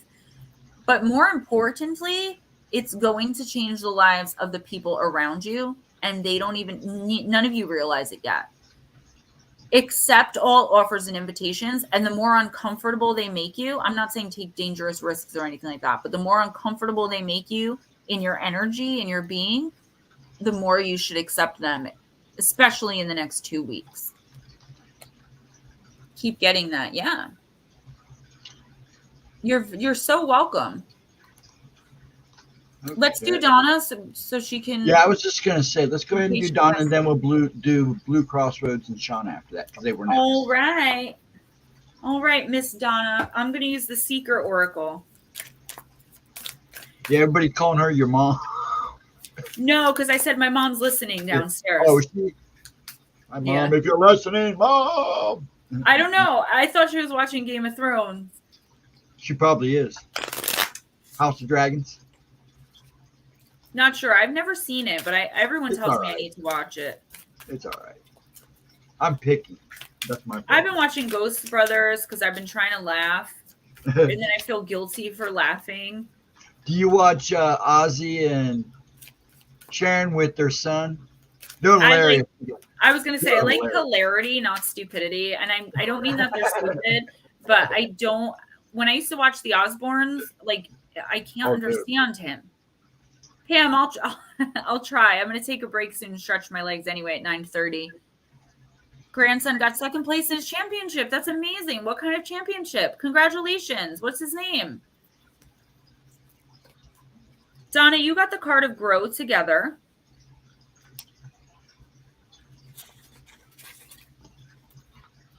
The Haunted Tower. Okay.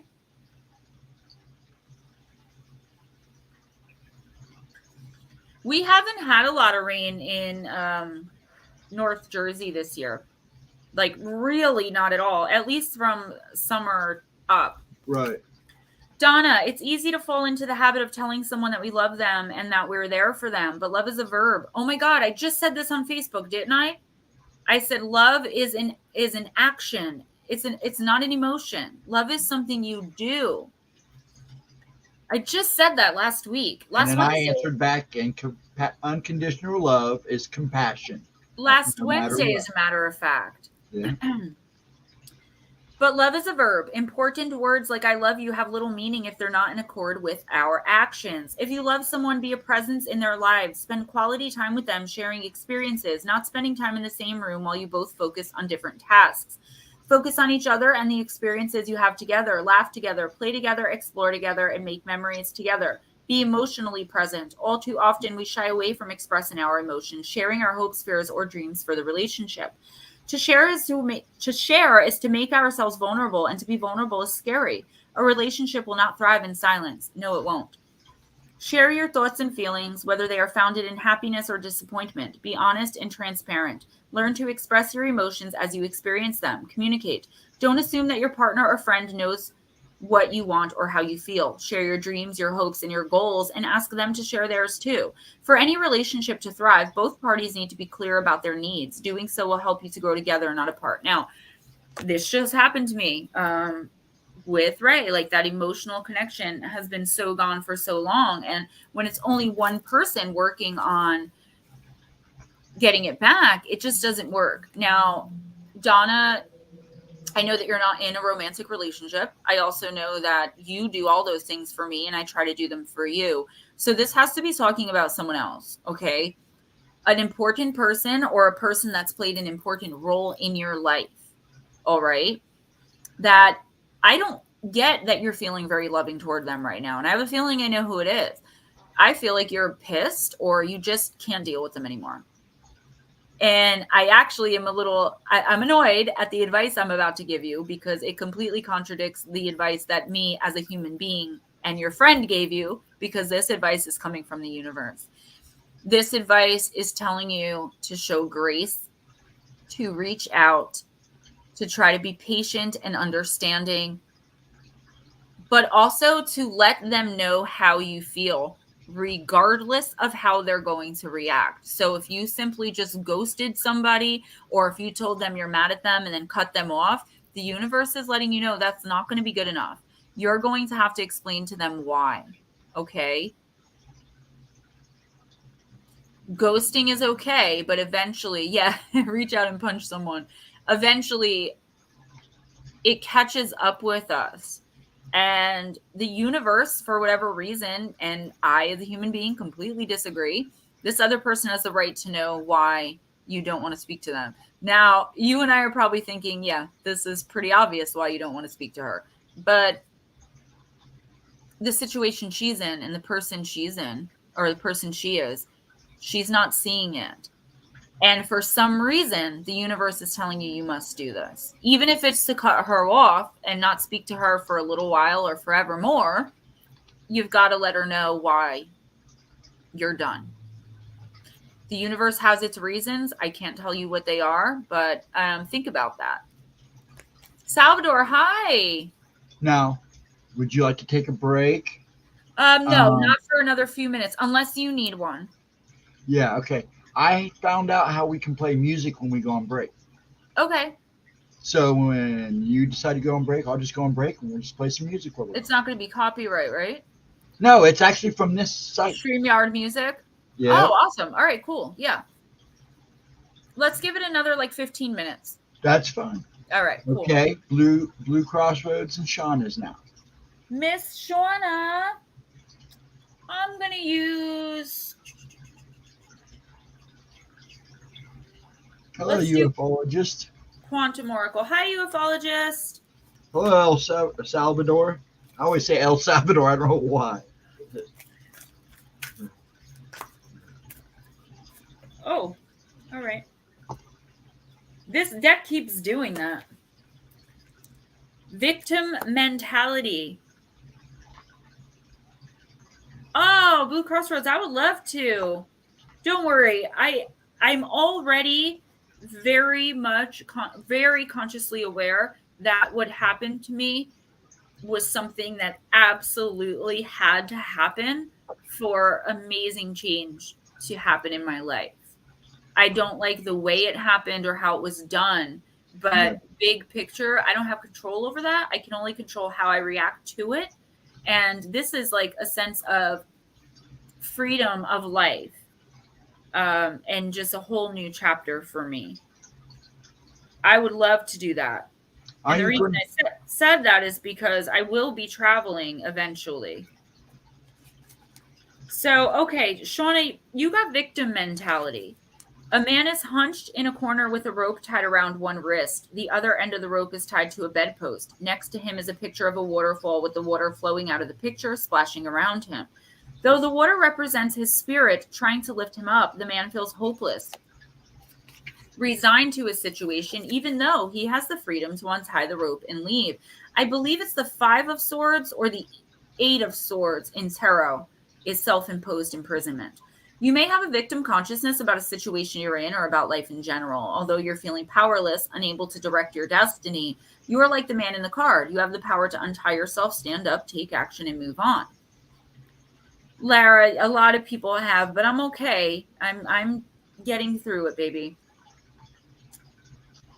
Once I can talk about it, I'll There's something so disabling in the victim mentality. It can create a paralysis of will and energy that keeps you absolutely stuck. And for sure, it does. Your attitude may come from the situation or from a power-hungry person trying to control your life. Your mindset may also be sourced in a story from your past where your power was completely stripped away. Either way, you must untie yourself from this negative pattern, open yourself to the strength of your spirit, and reclaim your right to direct your own life. Even if you've had this powerless view for a long time, it's time to stand up for yourself now. Your affirmation this week: I always have the right to make my own choices, and I have the strength and the courage to live in my own power every single day. So, all right. Shona, I don't see you as a person with victim mentality. I do feel like there is one aspect of your life that you really feel powerless over. It could be something physical with your health. That's the first thing that I got. And it's not so much like you're sitting there in a corner like this guy feeling bad or sorry for yourself. It's just like, you're just like, when can I stand up? When can I, stop being sick? Or if it's not something, that's just an example. And I feel like what the universe is trying to tell you is there is no perfect moment. There is never going to be a time where everything in your life lines up perfectly and there's nothing at all wrong. That only happens in the movies. There's always some little, even if it's just a little drama, there's always some annoyance, some nagging. There's something, some little health problem, some big health problem. There's always going to be something. And I don't know what's going on with you in this moment or what's going to happen in the week to come. Okay. But the universe I'm getting this as a reminder card, a reminder to you that you are not a victim. You are a mother effing warrior, that you are not stuck, stagnant, or stale. You are not helpless or hopeless. And I believe that in this week, you're going to need that reminder. All right.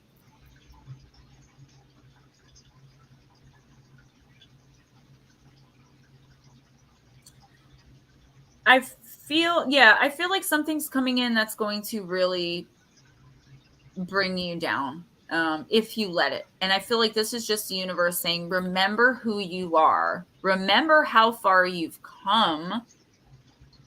And just don't look back. Don't go backwards no matter what happens. Lean on the people you need to lean on and stand up for yourself as well. I know I got something last week for both you and Blue Crossroads about a small petty argument with some drama, not getting involved.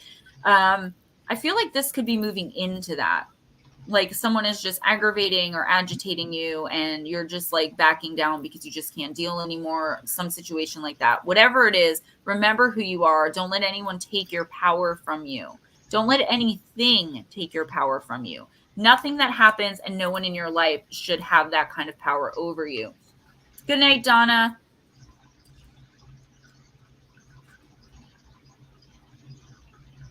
Oh, Blue Crossroads. It's okay. Your mind's, it's all right. I'm not there with the knitting needle to poke you. I was just watching Ghost Brothers Lights Out when they went to the Perron or the Perrin family, like the Conjuring family house. Oh, and yeah, they were yeah. talking about Bathsheba, how she allegedly killed the infant with the knitting needle. She used the knitting needle. For some reason, that popped into my head when you said that. Weird. Blue Crossroads, I'm using energy and spirits. Paranormal Pixie Edna, thank you so much. And I feel that way too. And that's why I got to say, it's like, really, thank God for my mom while I'm going through everything that I'm going through, because I don't know what I would have done without her this whole week. Like, thank God for her.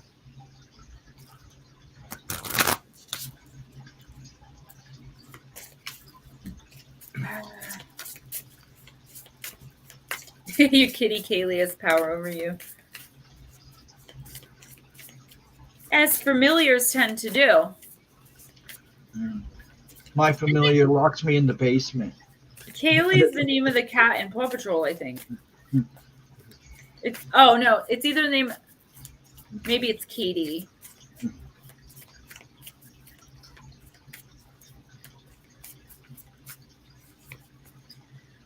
Oh, all right. Blue Crossroads, you got the card of attachment, longing, and desperation, but in the reverse. So I'm pretty sure, if I remember correctly, that's a really good position to have this card in. So let's look. Attachment. Yes. When the attachment card reverses, the woman breaks away from her web of neediness and chooses to joyfully move toward her desires. You too have the power to make this shift and live your life with focused yet unattached intention. This choice of current happiness is blessed with great receptivity and freedom. So if you're already letting go of your attachment, continue to do so. If not, now is the time to start. The universe always aligns with your joyous present action. Your affirmation for this week: I let go of desperation. I take action toward my goals while focusing on my present joys and blessing. So I feel Blue Crossroads, like this card is a gentle reminder to you of how far you've come. I don't feel like you've forgotten or anything, but I feel like, again, something coming up, you're going to need to remember that you are not stuck anywhere. You're not going backward. I don't know. You and Shauna are getting a simpatico, I guess, is the cards again. Even if neither one of you know what I'm talking about, there is something coming in that's, I feel like it's going to throw you both for a loop, because the universe is reminding both of you that you're not stuck, that there's no need to go backwards. Everything isn't hopeless. Okay. Keep fighting the good fight. Keep being who you are, both of you. And she's not going to be half tied to the ground, and you're not going to be stuck in this tangled web. I feel like there is someone around you, or recently was, who is very deceitful, very manipulative, very narcissistic, honestly, I'm getting. And I feel like it's like time to deal with this person once and for all. Kind of like what I said to Donna. Like, make this person aware of how you feel and then see if they change their ways. Whatever situation this is, whoever this is, I feel like it's two separate things. Okay, there's the manipulative person who's trying to make you feel like you only have one way to go, their way. And I know you're not going to put up with that. And then there's the situation that's going to make you guys feel like you've taken so many steps backward, but all is not lost. And the universe wants you to just stand in your own powers and in your power together and just keep fighting, keep pushing forward, because I do see like a literal light at the end of your guys' tunnel. So whatever this is, you're going to make it through. But I do feel like there's something coming in the next week or two that is, it's going to be extremely challenging. I don't like giving messages like this, but I do see like some tears with you guys, like something overwhelming. But you guys are going to deal with it like you always do. All right, one more, then I'm going to get up. I got to stretch my legs. Okay, Vixen Doe.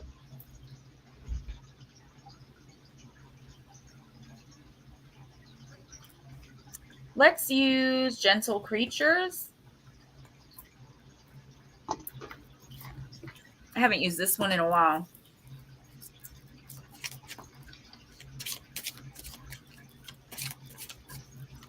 Good, Salvador. I'm so glad you took care of that. You're so welcome, Blue Crossroads and Sean. I love you guys. I love all you guys.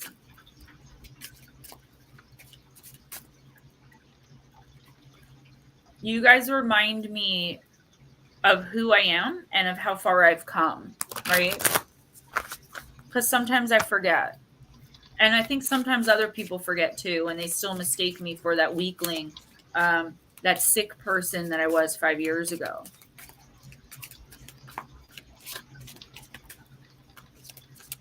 Held captive. You guys, I always appreciate the donations, but please know that while I appreciate them and they are my paycheck, your guys' friendships and your hearts and your amazing energy are what matter most. And I sincerely mean that. Like, that's not just something I'm saying because it's nice to say. I genuinely value you guys and having you in my life. Vixen Doe, you got the card of Listen.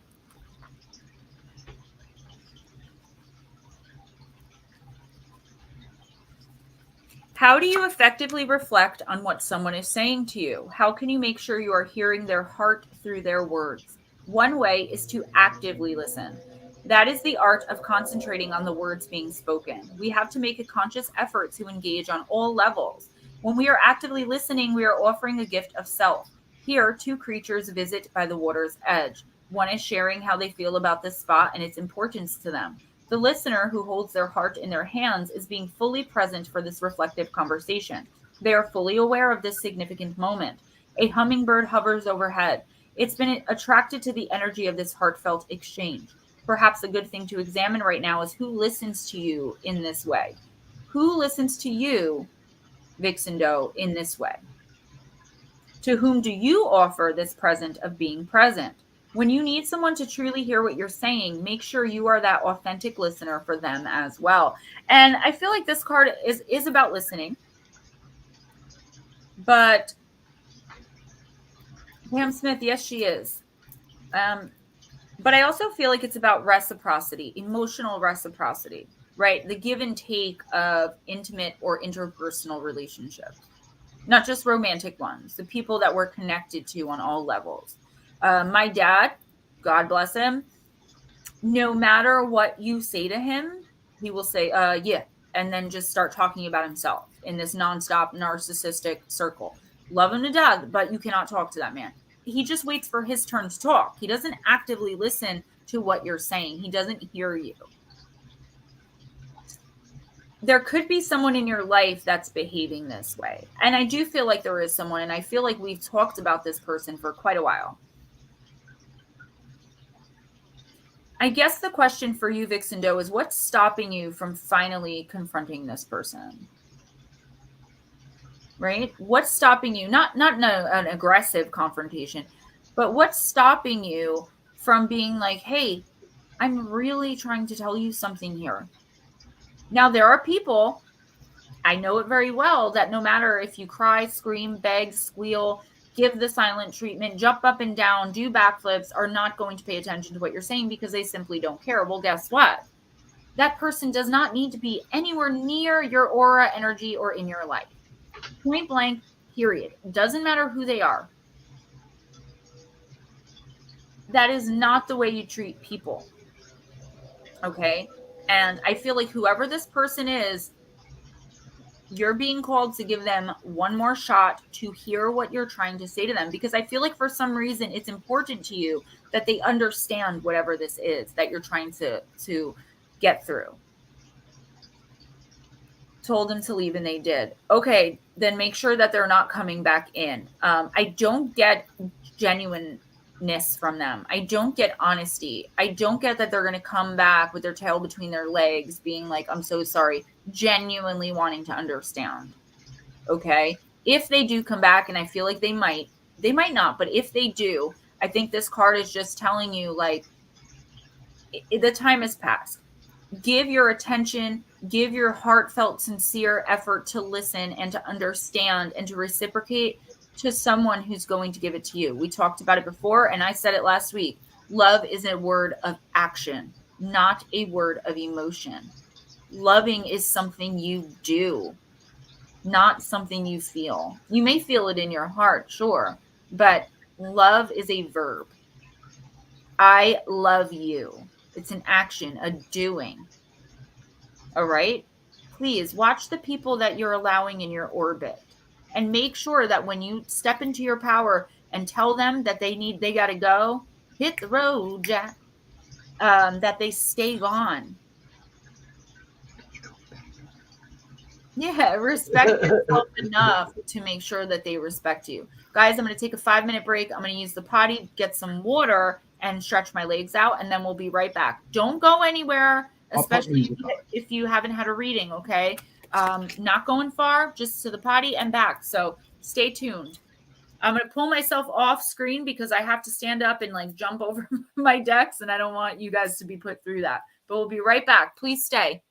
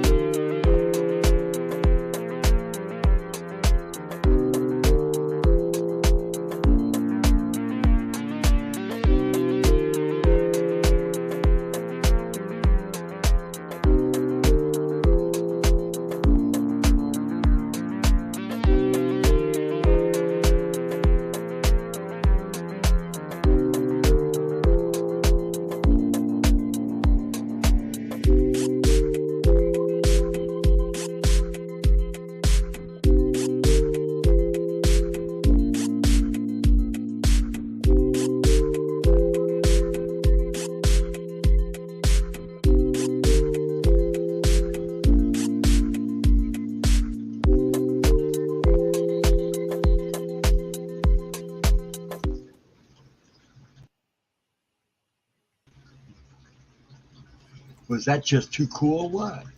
I was jamming. Uh, Who's next? Doing butt crunches. I just did a couple of those in the bathroom to stretch my leg out. Vixen, I'm sorry, Nut Slap. What's up?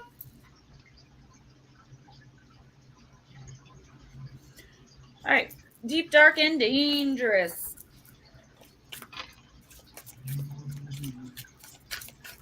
Yeah, I'm a ghost. I'm a good ghost too. I can hide pretty good.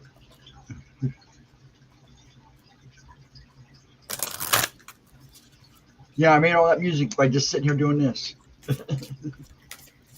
We rescheduled my son Kyle's debut to December. He would have had to write a song a day to be prepared.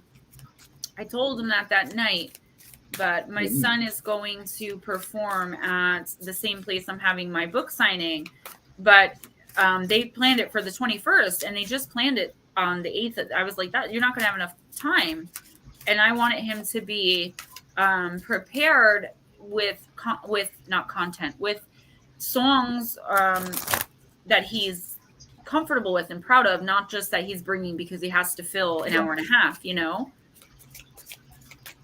It's pronounced it's spelled Karma, and it's pronounced haha fu.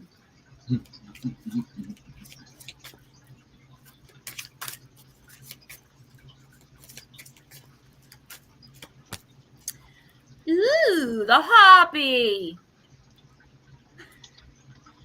I don't remember what movie it is, but there's this old horror movie where it's like, the Hoppy will get you in your sleep. The Happy. Nutslap, you got a dangerous card. Card number 35, the Harpy, the card of chaos.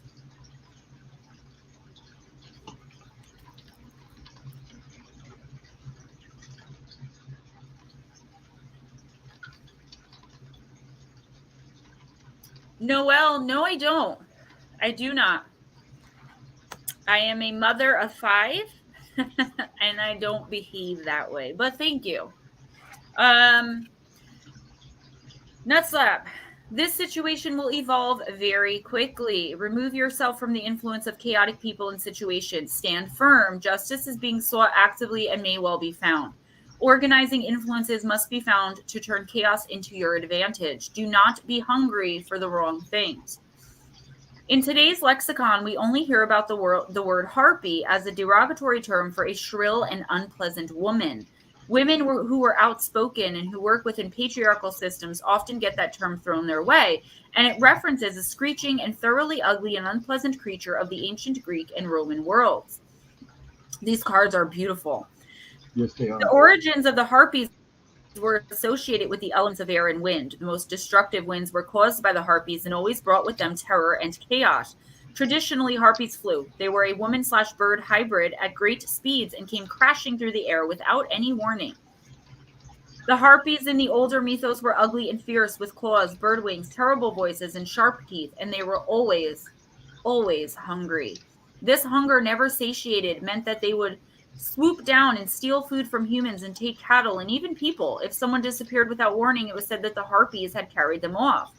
Zeus himself would send the harpies to torment those who deserved it, and the stories featuring harpies often include them punishing those who had starved their families by stealing or polluting their food. So poisoners, I guess. King Phineas of Thrace, for example, had condemned his own children, and thus the harpies were sent to defecate in and steal all of his food. While in many ways the harpies embodied chaos, they also are justice bringers, brought justice and structure to situations that required retribution or some kind of just punishment. Your plant companion is the dragon arum, and your crystal companion is malachite. Beautiful crystal, by the way. Malachite is amazing. Like if you're going to court, or if you have a court case pending, keep malachite. You should keep malachite close to you. So, right there. What I'm getting from this is there's definitely a tower moment or a storm brewing in your life. And this could literally be my card for the week, Nutslap. So there's something coming that is going to completely throw your life off balance. And it's something completely unexpected, completely chaotic. Unfortunately, I see it having the potential to turn your world upside down. So take this warning so that it doesn't. Okay. Someone has you in their sights and they feel like you need to be punished for something, or you are looking for justice for someone who did something wrong for you. Larry, I know you are, and I know all you guys are. And it means so much to me, and I do feel it, and it does help. So Nutslap, I feel like while this may seem to come out of the clear blue sky, if you really think about it, you could find the origin point of when this storm started brewing, right? It's just the fact that now the tornado has hit the ground, so to speak. So whatever this is, understand that the universe is testing you. Are you going to divvy out your own justice, or are you going to remove yourself from the chaos and watch the universe, aka karma, work in your life? I would take the latter option. That's basically what the universe is saying. This is a lesson in trust, in faith, if you will. Whatever or whoever this is, just walk away. Do not let it make you step outside of your own character. Do not let it turn you into the harpy. Allow the universe to be the harpy for you. If you can walk away from this relatively unscathed and without doing any damage to the other person or allowing the situation to damage you too much, you are going to be so incredibly rewarded by the end of all this that you're going to actually thank who or whatever this is for how your life has turned out.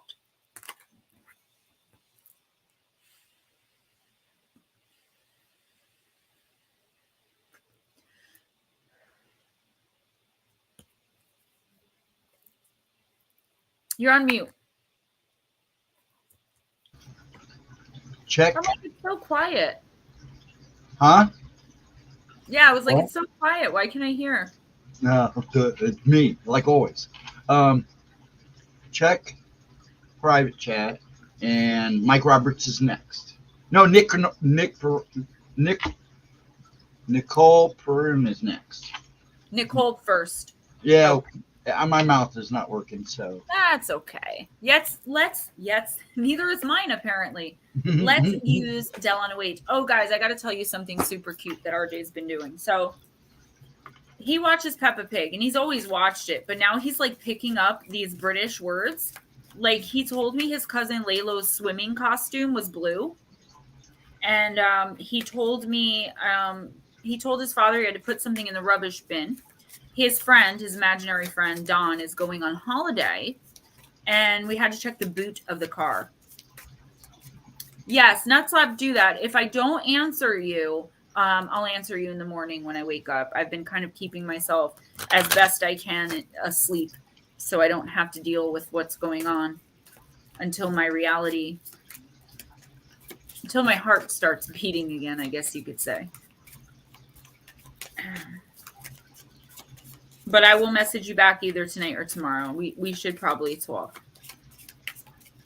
All right, Miss Nicole.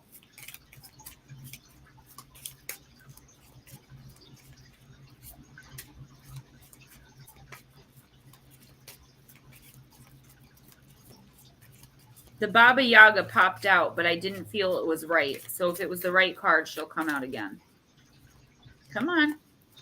I can't stop shuffling till I'm told to. This almost never I couldn't happened. go on break because Giles was in the shower and I couldn't go to the bathroom. Well, if you have to go, just put the next one in the chat. I will. I'm good right now. Sleeping He takes Beauty. 20 hours recovers. He's in the shower for a half hour, so.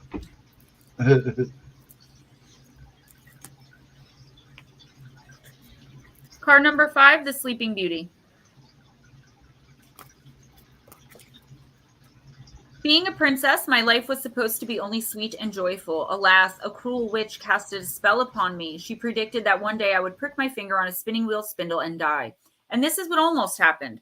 Fortunately, a good fairy partially reversed the curse. Instead of dying, I only fell into a profound sleep, from which I emerged sometime later by the true love's kiss of a handsome prince.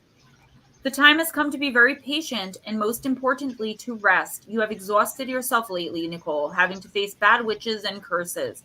So your body badly needs a vacation.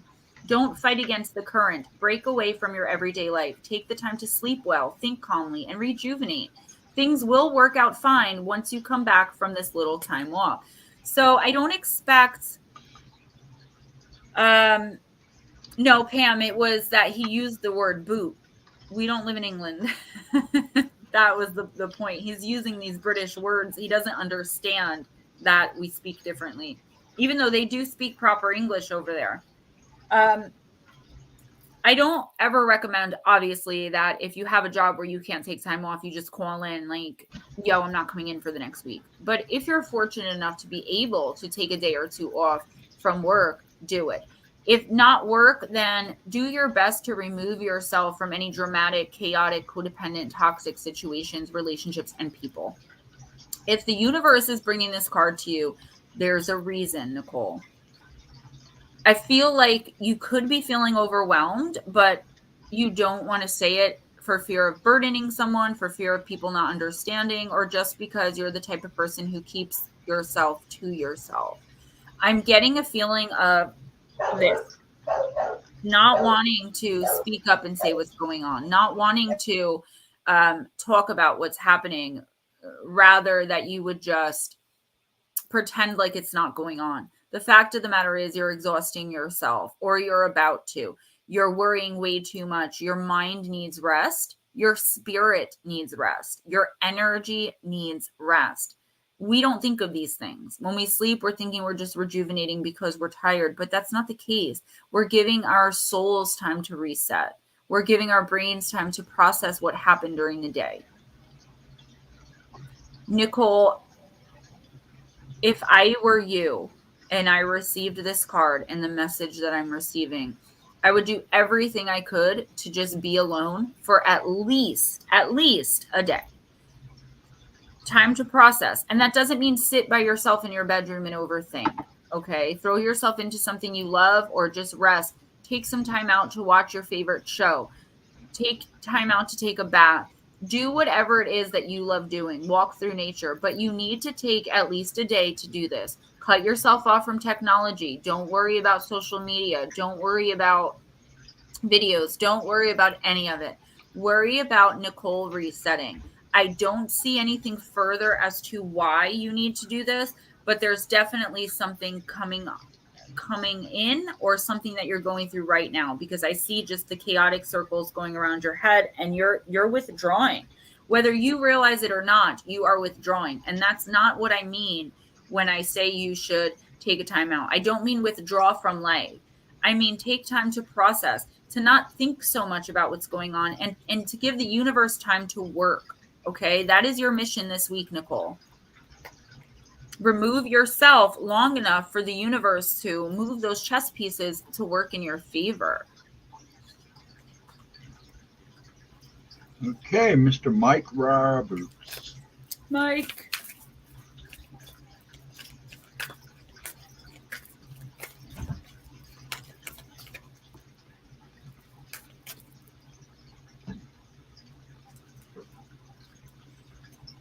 I'll be back. He's out. Yay! Yes, Blue Crossroads. Yes, I'm trying so hard. It's so hard for me because I'm very open. Do you know what I mean with you guys? But I know I personally really have to watch right now. All right, the Veil, and it's the card of the future, Mike. Thank you, Blue Crossroads. I asked Blue Crossroads to be my voice of reason this week and in the coming weeks. Mike, there is a misty curtain that divides us all. The veil that this night thins, transparent the weave becomes, and the future no longer dims.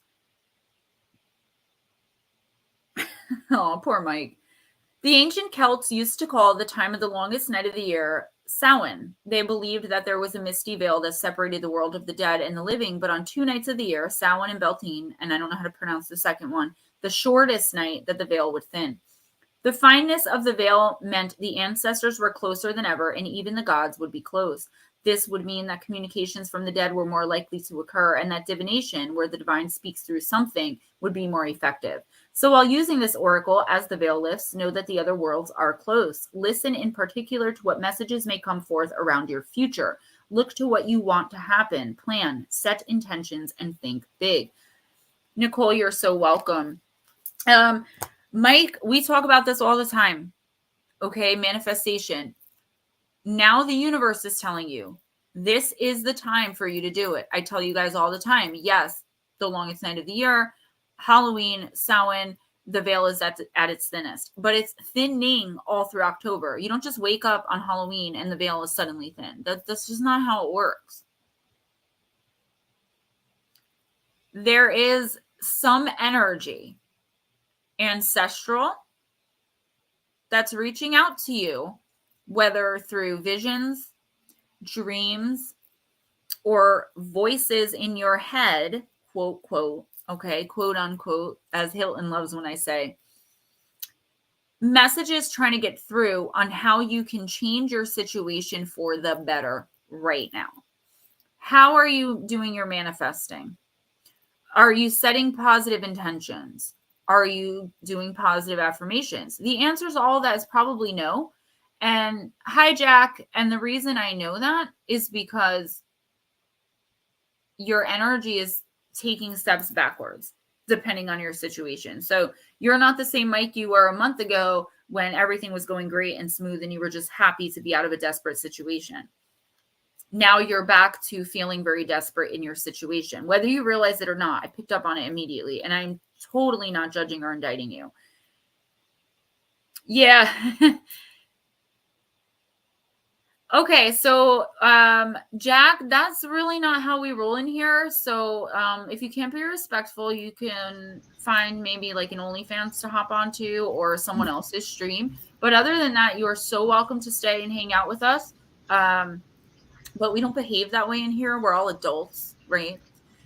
So anyway, Mike, the messages that are reaching out to you, or the ancestral energies that are reaching out to you with these messages, I feel like what they're trying to get across is keep looking forward, okay? The veil thins throughout October. On a Halloween, it's at its thinnest. You can literally ask for and try to manifest whatever you want, but manifestation takes time. You have to stop quitting right in the middle. You have to stop stopping before the miracle happens. I'm guilty of it too, right? We have a lot of personal conversations, you and I. So you know that I know what I'm talking about. You need to give yourself that extra energetic boost. You have to wake up in the morning and tell yourself that you're a badass who's going to kick the crap out of the day. And that's so hard when we feel stuck, stagnant, stale, and just like, why bother? Because nothing is changing. But it's up to us to push the universe in the direction to make that change. And this is just a simple reminder. Are you going to keep the veil over your eyes and continue to look at everything as though you were completely blind? Because you can only see the next step. You're not psychic, right? You're not, you're intuitive, but you don't know what's coming next. Even psychics can't be psychic about themselves, which is exactly why what happened to me did. I did not see it coming because I can't be psychic about myself. But you can either live these moments and live your life with this veil over your eyes, waiting for someone to come and take it off. Or you can take it off yourself and be like, okay, I see my next 2 steps and I'm going to trust the universe that steps 3 and 4 are going to be what take me to a little bit higher of a place, of a level, of a place in life. You're going to get there, but you have to stop giving up and restarting. I mean, you don't have to technically, because you can keep doing that, but you're never going to make it further than 5 or 6 steps before you're right back at the beginning. I feel like that's kind of a warning and some really solid advice for all of us from the universe. Diesel Girl, thank you for stopping in. I appreciate you. Okay. Josephine. Josephine, you're next.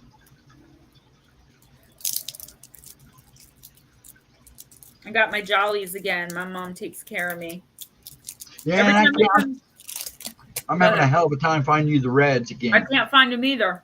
I'm just I mean, Kroger got a whole box, and there was a lady literally picking them all out of the box, and I'm like, I've got a few left from the last pack my mom bought, but there are no fruit punch left.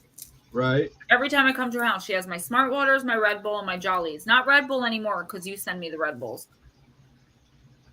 I'm sorry. Who did you say was next? Josephine. Josephine, let's use the Ceccoli Oracle. See what's up with that one.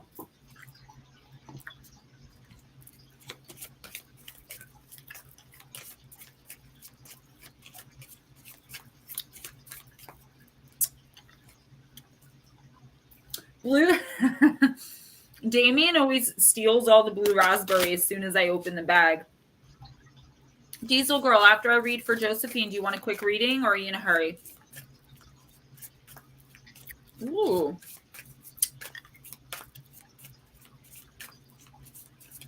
That mom, that's how I feel. I feel like sometimes I feel like I'm just a toxic person. And I know deep down that I'm not, but like when I see my kids struggling with the same things that I struggle with, I'm like, they have my toxic genes, you know?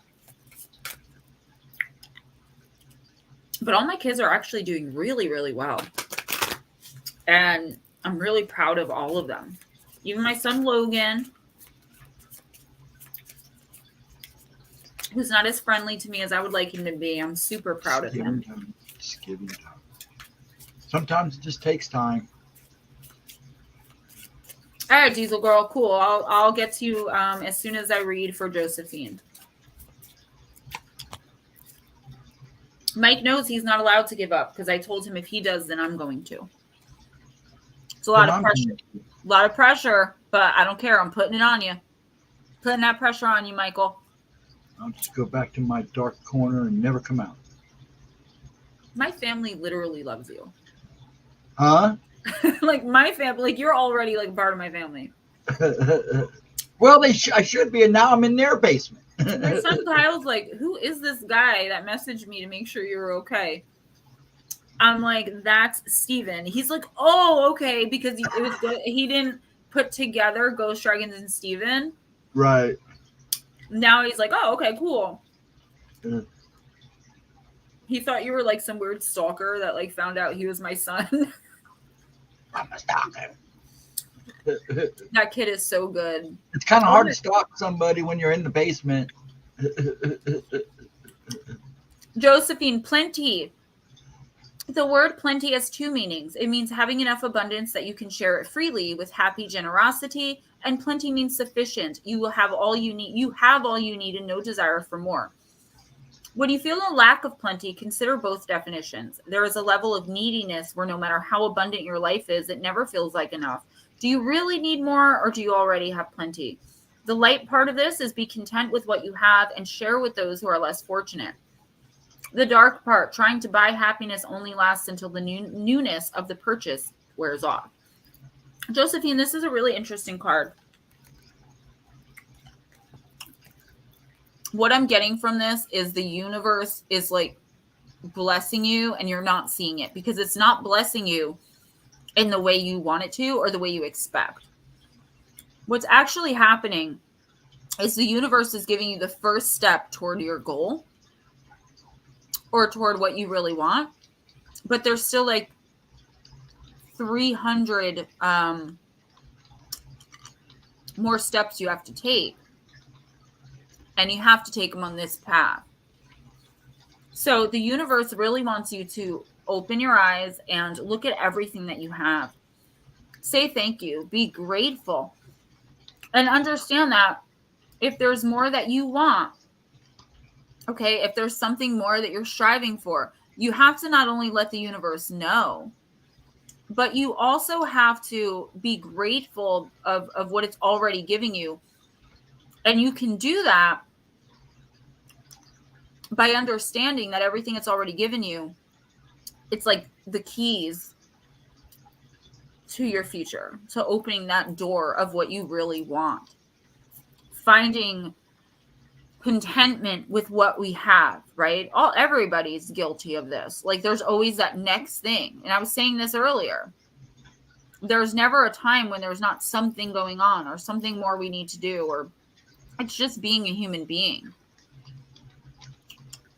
the universe is telling you to take a better look around you and understand that you have everything you need to accomplish your most major goal and to make the most outrageous dream that you have come true. But until you see what's right in front of you, you're going to think that, you know, you're never going to make it. You're going to remain in that kind of holding space. And I don't want you there.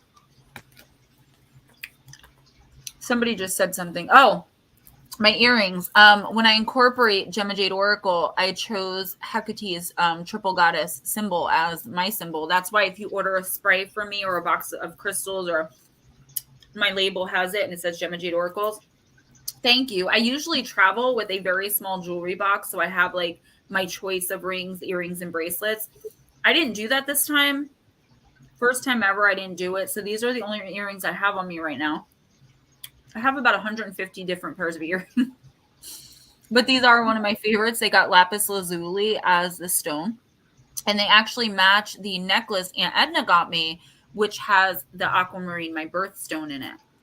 Yeah, she literally has jewelry boxes. Like, I have 5 jewelry boxes all together. I'm going to make her one big one. The necklaces, they open up on the sides. So because they're all pushed together, I can't open the sides. That's why I only wear this or my Merlinite, the Moldavite or the Merlinite, because those are the ones I have out hanging on my wall. But that's all about to change. I've got my own setup where I can do my merchandise and put like all my clothes and all that. And then I got my office downstairs for work. My mom really made this transition super easy for me. And I'm so blessed. I really can't wait until I'm to a point in my life where I can take care of my mom and I could just say, Mom, don't worry about it. Like where she can be living with me. That's my ultimate goal. She's going to get a big hug from me. She may not like it, but I'm going to give her a big hug. Who's next? Nick. I think Nick's the one. Did he leave? Nick, are you still here? I guess he did leave, huh? If he's here, I'll just do him next, but I'm not going to. I'll put him on hold. That's fine. Just go ahead. Janet, are you still here? I'm Jeanette, sorry. he's here. Jeanette, I do that every time. I met Nick in 2008 or 2007 on MySpace. So I know him well enough that he can wait. I'm sorry, who did you say it was? Janet. Jeanette. I'm saying you corrected me and I still did it. Whispers of Love. Why not? Let's open every deck I have.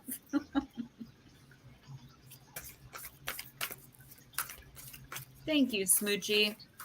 If I'm truly a butterfly, right now I'm in that caterpillar soup stage. She's already pretty now because she only get prettier. I don't like Nick, but only because he has.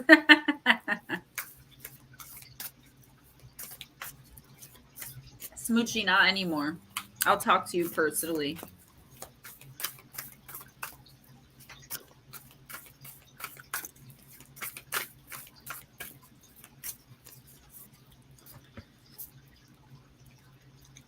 Miss Jeanette Sanchez, you got the card of Physical Touch. It's card number 47 in the Whispers of Love Oracle. A tender touch can mean so much. Yeah, Smoochie, basically.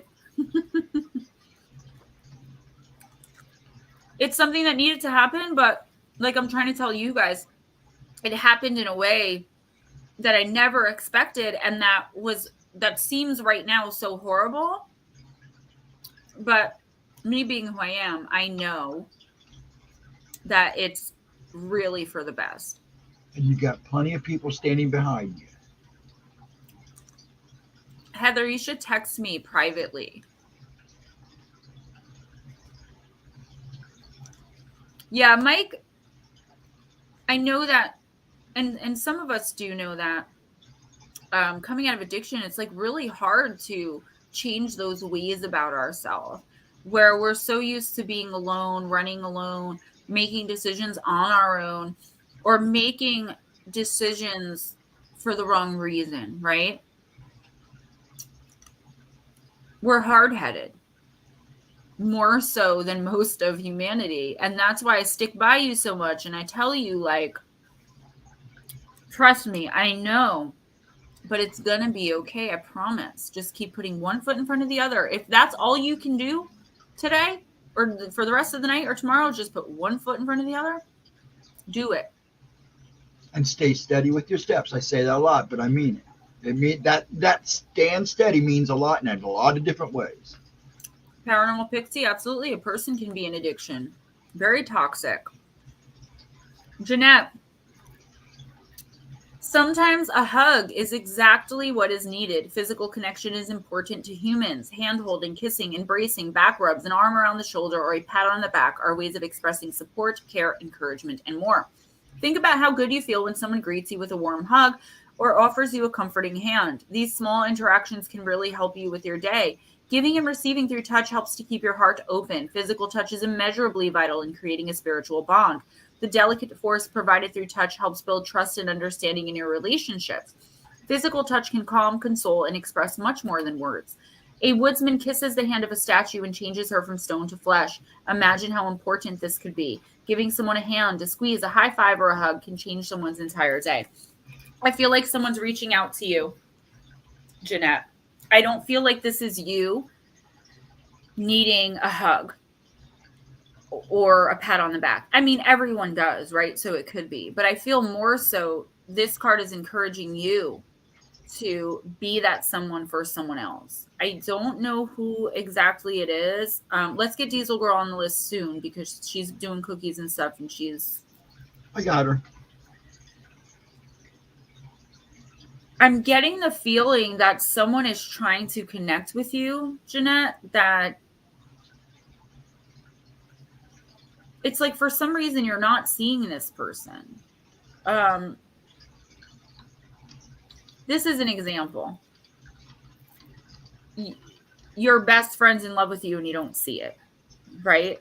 Or you're denying it purposely because you don't want to see it because for whatever reason. It's something like that. It doesn't need to be a love thing. These are love cards, and that's why I just remembered I don't usually pull them unless someone specifically asks, but it's really about showing kindness, showing grace, compassion, care, and concern, even for someone you don't even know. Holding the door for someone, smiling at a stranger, right? Brightening up someone's day. I feel like you're going to have the opportunity, Jeanette, to do that this week, and it's really important that you take it because I feel like it's going to change your life in a significant way, but on a very small level. Like it's going to remind you of your own humanity. But I also think it's going to kick into gear some action that you've been reluctant to take. I don't know why the word stuttering just came into my head, but you've been reluctant to take this action. And I feel like doing a good deed, offering a kind word, a caring hand, or a loving touch is going to put you back into that mind frame where you're like, hey, excuse me, I really like this feeling. You've got a mission ahead of you, Jeanette. There's a mission coming from the universe. Your spiritual mission, your spiritual journey is coming in the form of you offering a kindness to somebody. And I don't feel like it's going to be as easy as smiling at a stranger or holding open a door. I feel like you're really going to be tested. Your grace, your understanding, your patience, and your resilience. Look for it in the coming weeks. Okay. Jules. And yes, Eris, that's exactly what I mean. Heather, if you don't have my personal phone number, email me. Okay, you're going to need more than one sentence, as Eris said. That's absolutely true. Jules, I'm going to do Halloween. Smoochie. That's why I love her. I love all you guys for all of the different energies and all of the different personality types that we bring into this chat, for how amazing you guys make me feel. I didn't think I was going to be able to smile again for a long time. I couldn't find a smile since Saturday night. And you guys helped me do that. Thank you, Blue Crossroads. I love that new cookie smell.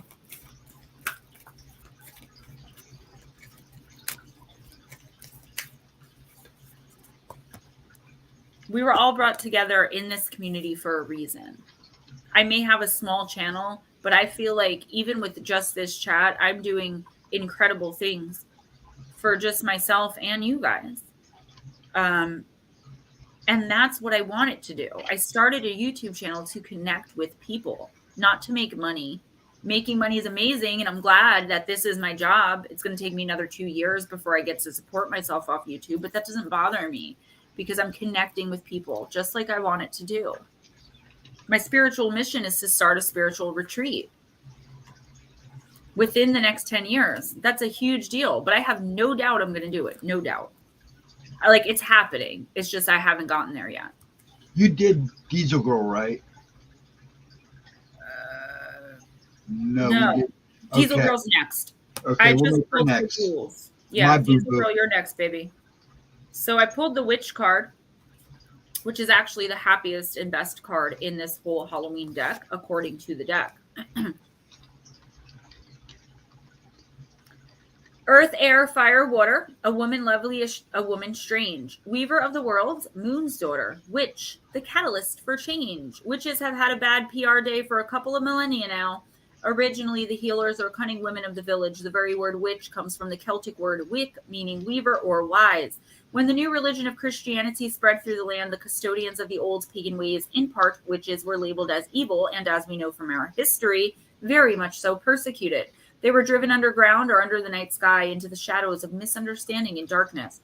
However, for the purposes of Halloween, let's look at witches as the weavers of magic and change, through spells and rituals, and even through herbal recipes, yes, often brewed in a cauldron.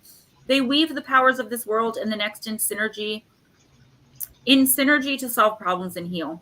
Holding the witch card means that you can weave your own change throughout your life, and that magic indeed is afoot for you. You must understand that you have power and it is real. It may also indicate that others may be threatened by your developing personal power, and they may not appreciate or like the changes in you as you grow.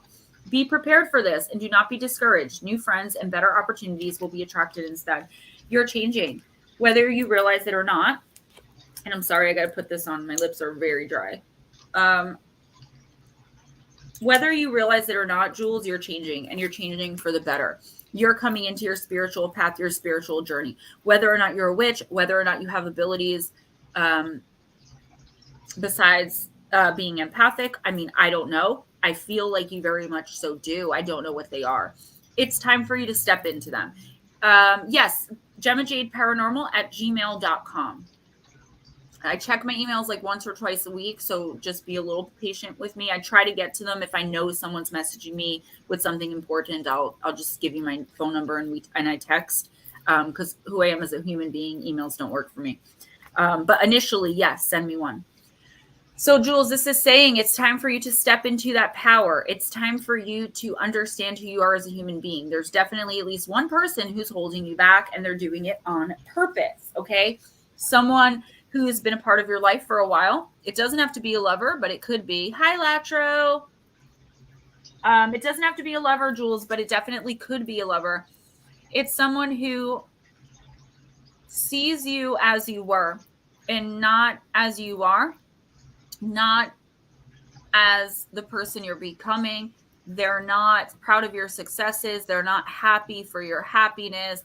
They're bitter. They're angry. They're stewing in this like jumbo of anger towards you because you're finally starting to understand your spiritual mission. Whether you realize it or not, please pay attention to your dreams, to any thoughts that come, like, even if they come from inside yourself. Like when I communicate with spirit, most of the time it's outside of myself. So I know for a fact that spirit is speaking to me. But every once in a while it comes from in here. So I have to differentiate, like, hey, am I just thinking something weird, or is that actually happening? It's actually happening. Okay. I want you to pay attention to those messages. If you can, and you can Google it. I don't know if I'll have time this week to help you if you need help right away, but automatic writing, I'm being told that you need to automatic write. Okay, that's going to be one of your abilities. It's going to take a while. It doesn't happen on the first night. Like, you don't sit down to automatic write. It's very rare that you'll get anything the first 10 tries. Don't give up. There is a message that needs to come into you, and I am definitely seeing automatic writing. Also, you can be consulting a witch for help with something, advice with something, because you understand that a witch is not this image. And I feel like this person in your life is looking at you like this. This happened to me personally too. I was told to get back to God, and I was just like, what are you talking about? Like, I still go to church every Sunday when I can, and I still pray to Jesus. Like, I'm not away from God, just because this is the image this person was seeing of me because of all my crystals and my jewelry and my oracle, like my spiritual journey. I feel like that's happening to you. And unfortunately, from what I'm seeing, it's time to cut this person off, which is also going to be a slow change and a slow process.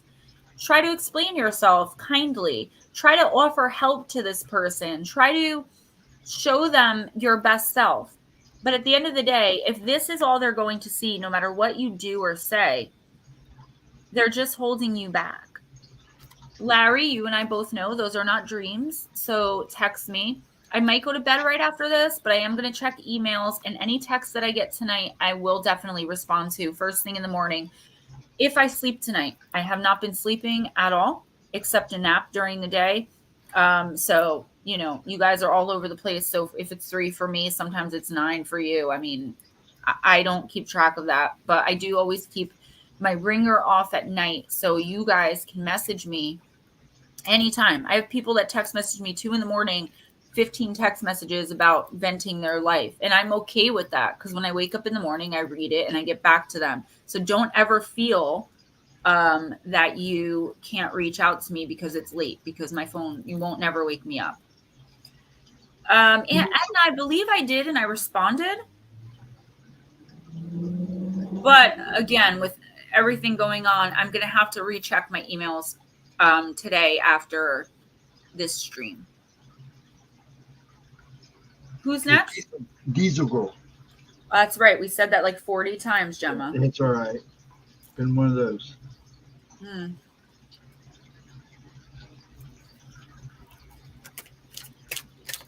Okay, I'll recheck. And you're checking the right email this time, right? You're not checking iCloud, you're checking Gmail. Oh, well, there she is, Mary Magdalene, the card of initiation. I'm okay with that, though, Bat Mom. And you and I have this thing where, like, we just get back to each other when we can.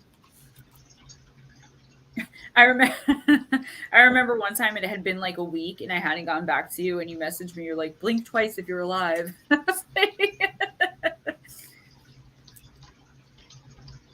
But that's kind of how you have to be if you're texting with me, unless it's like a major emergency. You just have to give me time to get back to you, because I always do. I try to always get back to you guys. I never purposefully ignore text messages. I never purposefully ignore emails, even comments. So don't ever think that about me. And sometimes I just miss it altogether because I'm a deleter. So I'll delete a conversation when I feel it's done. And then the next day I'll wake up and the person will continue the conversation, but I don't have the rest of it. So I forget. But don't ever, ever hesitate to text me, as long as you're okay with giving me a little time to get back, especially with everything I've got going on right now. All right. Diesel Girl, you got the card of Mary Magdalene. It's the Capricorn card. All right. Which is, well, Capricorn is the devil in tarot. So I don't think the devil is the same as Mary Magdalene. Mary Magdalene, Christ's wife and beloved, is the archetypal bride of the eternal bridegroom, the incarnation of love, fertility, compassion, and wisdom. Mary has been worshipped as a goddess throughout parts of the Christian world for 2,000 years. Mary was the high priestess of initiation who anointed Jesus at the banquet table and after his death, a rite reserved only for brides and the high priestess of Isis at that time on earth. Her anointment proclaimed Christ's kingship and initiated him into the hieroschemos, or sacred marriage, the cosmic union of the feminine and masculine. Mary was the honored witness of Christ's resurrection and carried his line forward. Now, the Gnostics do believe that Christ, in fact, went to the cross and went into a sort of meditation. I'm not starting religious debate. I'm simply stating a fact of what some people believe. And I'm not saying whether or not I believe it. All right. I'm just to clarify this card. That he went into a deep meditation that he learned how to do with his 40 days in the desert. Okay.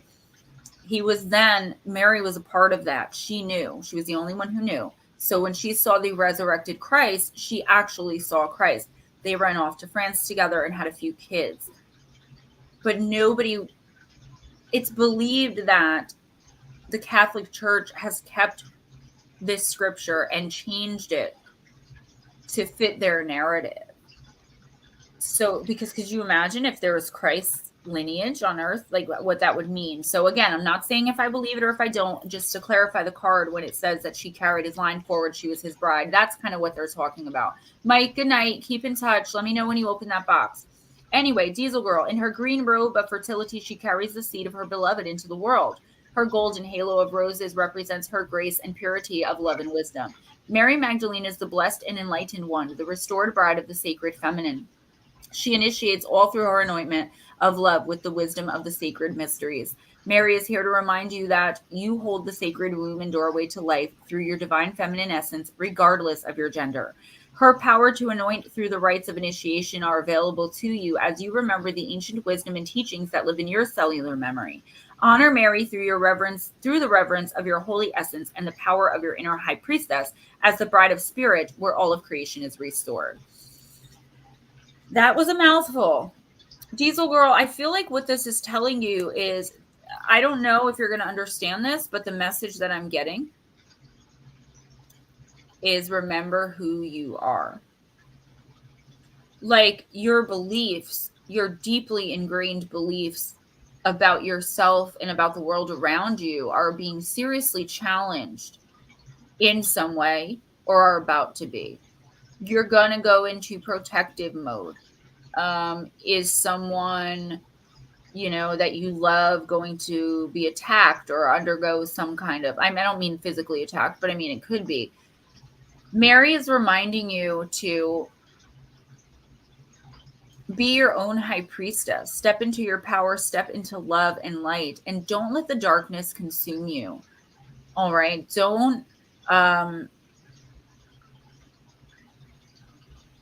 Don't let darkness win. I don't know what these messages mean, but I am seeing that you have to step in for somebody. It could even be yourself.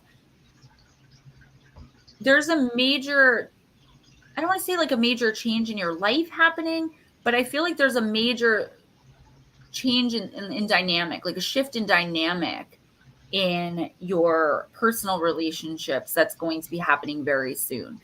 And how this turns out for you, where you end up, is going to be detrimental to what you're trying to accomplish for your future, whether you realize it or not. So Diesel Girl, defend yourself, okay?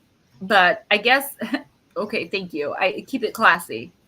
That's the message I got. Keep it classy. I feel like someone is trying to take you or will be trying to take you out of yourself, trying to pull the bad part out of you, trying to get you to react in a way that you wouldn't normally by pushing all the right buttons.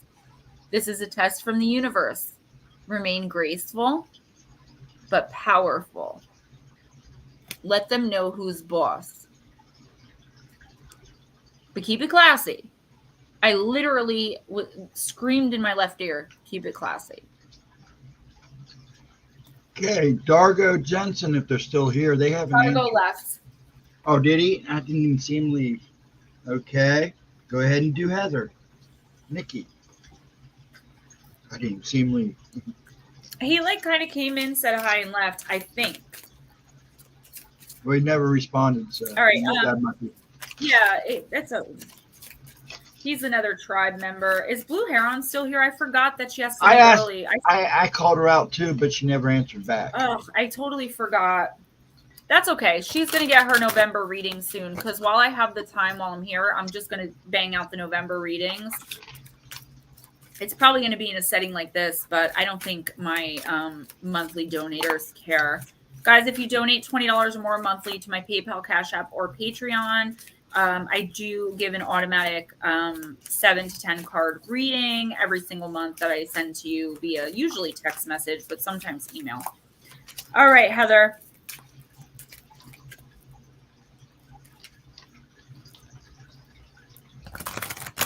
That damn Selkie card. That Selkie card of freedom. I see it every time I shuffle. Every time I read for someone, it comes up. Every time I read for myself. Heather, you and I definitely need to talk.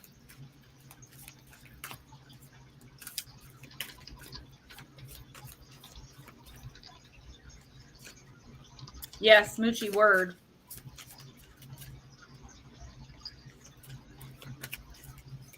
All right, like, seriously, I guess. This house is so overwhelmed with spirit. I spent the night here by myself Sunday and counted 56. I'll walk in and they're all run. They're not all good, but they don't really bother me. They've been messing with me a little bit because my protection is down, which almost like never has. It takes like a major devastation for that to happen, which happened. So, my layers are kind of down right now. I'm putting them up as best I can, but that's how I knew how many were here because normally they don't bother me. And I'm all bruised up in here. I got it. Ouch. I got it in my sleep. And my mom got the exact same bruises in the exact same spot on the exact same night, Monday night. We both woke up with little fingerprints all over our body. And RJ's not here, nor would he be in our bed bruising our legs. Okay, wow, the card of beauty. It's a deep card, card number 14, and it's the card of the mermaid, Heather, all right?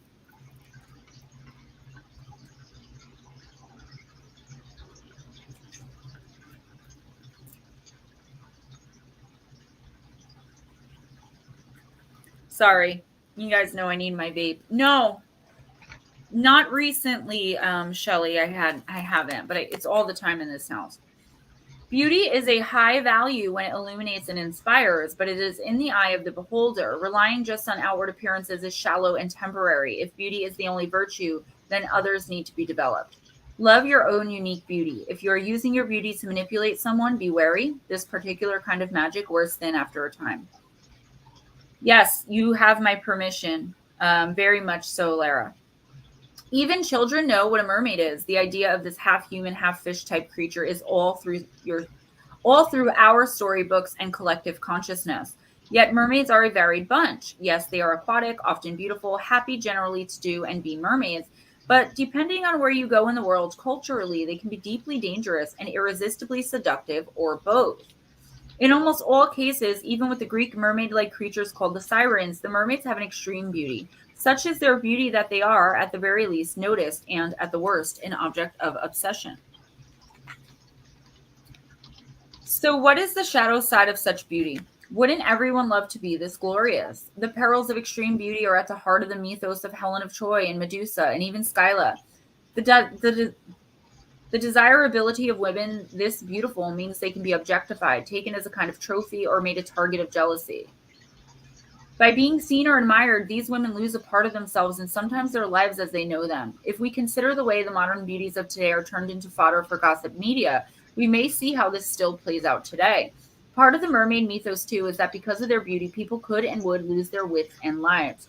The story of lonely sailors seeing beautiful mermaids and swimming to them is a common enough motif, yet this story rarely has happy endings for all involved. Sometimes the mermaids are the siren kind, where they lure sailors in order to devour them. Sometimes mermaids are sweet and curious, yet do not understand that these humans cannot indefinitely be in the sea and unintentionally allow their land-based suitors to drown. Maybe the men try to keep up with the mermaids, transfixed by their beauty and following them down into the depths and drowning before they realize how deep they've gone. Your plant companion is the lotus, and your crystal companion is Larimar. Okay, so at face value, I can tell you guys something I say all the time in real life is my beauty has taken from me way more than it's given, and that is the God honest truth. And that's not a vanity statement at all. I know what I look like, and I know what I've been through because of it. I'm getting a little bit of a different message for you here, Heather, okay? I feel as though you're not being seen for who you are. It doesn't necessarily, yeah, okay. So it doesn't necessarily mean that someone is only focusing on your outward beauty, but I feel like you connected with this person because they did focus on that. Even if it seemed like they didn't, unfortunately, they did. Now there are other things happening in your life, whether you realize it or not, where you're growing, you're changing, you're becoming the woman you were supposed to be, you're finding your spiritual path. Just being here with us, this is bringing energy together for our small collective consciousness and growing us all up, right? Because that's exactly what happens every Wednesday night and every time we all meet. It's amazing energetically for our collective. The problem is this person is still only seeing the mermaid. They're not seeing the human. They're not seeing Heather. They're not listening. They're not understanding, and they're not trying to. This is not going to end well for either one of you. I don't know if this person is a romantic partner, but I am seeing a connection that shows me most likely they are. Now, this could just be someone blood related. I have a little bit of an issue sometimes when my guards sound like it is, differentiating between family blood and the sexual bond. It looks the same when I'm shown it from spirit. You've got to get out of the situation. It's going to take a while, and I feel like something catastrophic is going to be the end of it. I feel like this card should be preparing you for it. Okay? This card should be preparing you for the end of this tie, of this relationship. This person's going to drown in their own misery and sorrow, realizing what they've done, and you're going to swim off to calmer shores. That's a really hurtful thing to have to think about if that's your husband. And trust me, I know better probably than anyone else in this moment that that's the God's honest truth. But the fact of the matter is, when someone shows you they don't care, you have to believe them. We can't change people. We can only change ourselves, and other people can only change themselves. It doesn't matter how badly you want to be heard. And I hate having to give this advice. It's almost making me cry because I understand what it means. But it's absolutely necessary that this end. And because neither one of you are putting an end to it, the universe is going to step in. And I see it happening very soon. It's not going to be what you expect. It's not going to be like, hey, let's end this like adults and I'm just going to walk away and you walk away. This person, I feels like, because they found you as the mermaid, you have no right to be the human woman. They own you. And I don't know why this person feels that way. Like they are allowed to have this control, but they do. I would just brace for impact. Okay. Understand that you are a human being. You are entitled to have love. You are entitled to have dignity. And you're entitled to be treated with both of those things at all times by all people, or those people don't have the right to be around you. Okay, he needs to go. The universe is not asking you to take any action, though. I'm not seeing action here. I'm just seeing it telling you what's going to happen. The universe is going to take action. It's going to be extremely unpleasant. So I want you to get in touch with me and we'll talk through it, okay? And you have friends here who will talk through it with you. It's not going to be an easy transition. You will not grow as a person, as a woman, as a human being until you sever ties with this person. Sometimes the hardest things are... I hate giving out messages like that, but I can't sugarcoat. I refuse to do it. I used to, and it always got me in trouble. Because then the person would be like, what the heck? You knew this was coming. And I'm like, yeah, but I didn't want to tell you and scare you. Yep. It is what it is. Bob Birkins, welcome. Who's next? Let's see, Morgan is next. All right. I know they said they're still here, so. Yep, they're still here. All right. Hey, Pooja. Hi, Pooja. I can't believe I said that right. I know, right? You can't say Jeanette, but you can say Pooja. Yeah, but I can say that. Yeah, well, what's up with that? Oh, my legs. I'm going to use the Angels and Ancestors deck.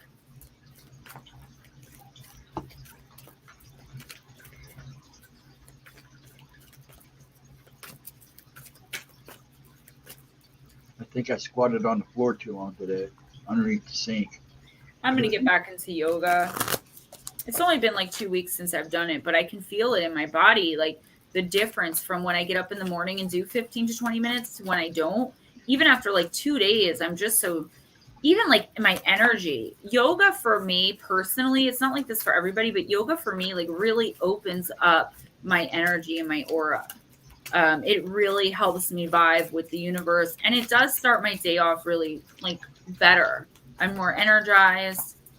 I just realized I didn't take my vitamin this morning, which is like the first time in like almost a year, because I'm just so distracted. I was wondering why I was very lethargic today. All right, Steve Morgan. I take a big old scoop of that nasty super greens and a little old scoop of the super reds, and I shake it up in some unsweetened iced tea, and I'm good to go for the day. But I knew that something was off. I felt it all day, and I was like, what is wrong with me? Like, aside from everything going on, like I'm so energetically, I'm so sluggish, and that's why. I'm gonna have to take it after this. I like to get that into my body, because especially now I'm not eating, trying to, but all right. C. Morgan.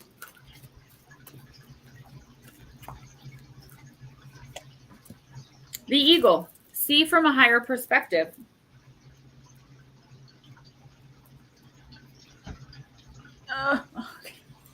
I'm so sorry, guys. I'm trying my best. I really am. All right. The eagle. See from a higher perspective.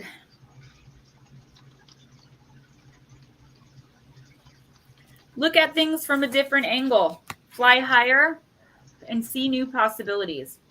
In animal medicine, both Native American and Celtic, the eagle draws his power and strength from the sun. He is a powerful, strong, and courageous guide who is able to see for miles on end. He approaches all things with intelligence, grace, and poise, and has the capacity to make a plan from a higher space before putting it into action. When the eagle card appears in a reading, it shows that you have a real ability to take things higher and to move beyond the limitations of your ego and your own selfish desires. Eagle medicine swirls around you, encouraging you to recognize that your views or vision may be limited at this time. Is there a chance that your own desperation, needs, or ego could be blocking you from seeing the potential in your current situation? If there are other people involved, you are being guided to see things from everyone's perspective. If you're feeling the need for something to change, how can you take the higher road? Know that if you have intentions that aren't for the highest good, it will only hold you back. Eagle medicine can help you change this. The eagle brings the energy of healing and love directly from the heart of Father Sky and invites you to do all things from a place of love, being kind to each other, right? C. Morgan, I feel like this is telling you there is something in your situation you're just not seeing. You're not supposed to see it yet. The universe wants you to take the high road in a situation and look at things from all different angles. If you find like you're unable to do that, that's probably the issue. If you can't understand where someone else is coming from on a certain matter, not that you don't have the ability to put yourself in people's shoes, but in one particular situation, you may be having a really hard time. And the universe is telling you, just look around you, look inside yourself, and really go deep, okay?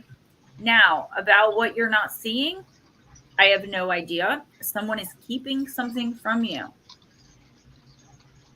It's like they put these rose-colored glasses on you so that you can see things their way. The problem is their way is not the truth. It's not what's actually happening. It's not what's actually going on. The universe is somewhat challenging you to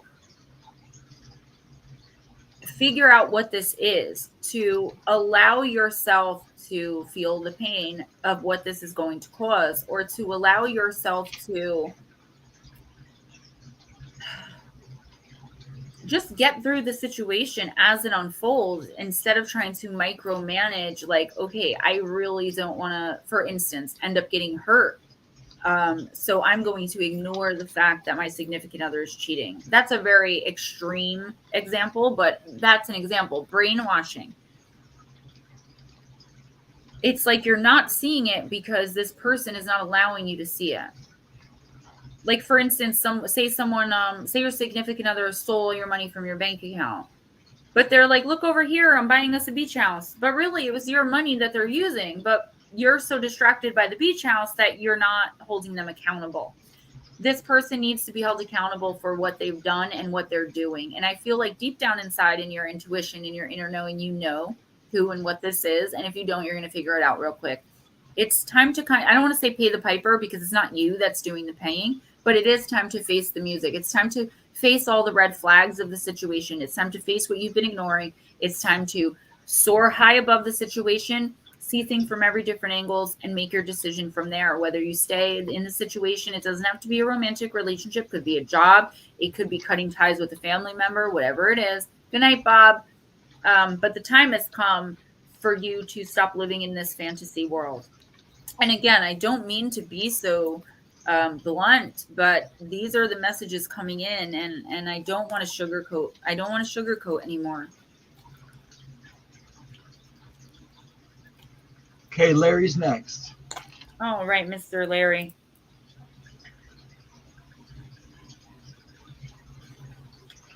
We're going to use the Archangel Animal deck again.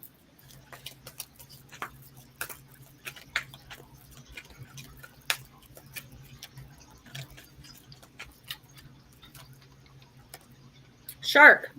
Lead as a powerful, peaceful warrior. This is the perfect card for you, Larry.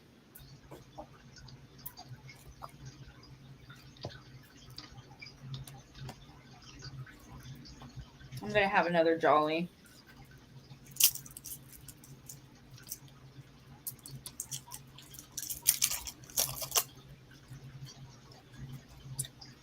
All right. The shark.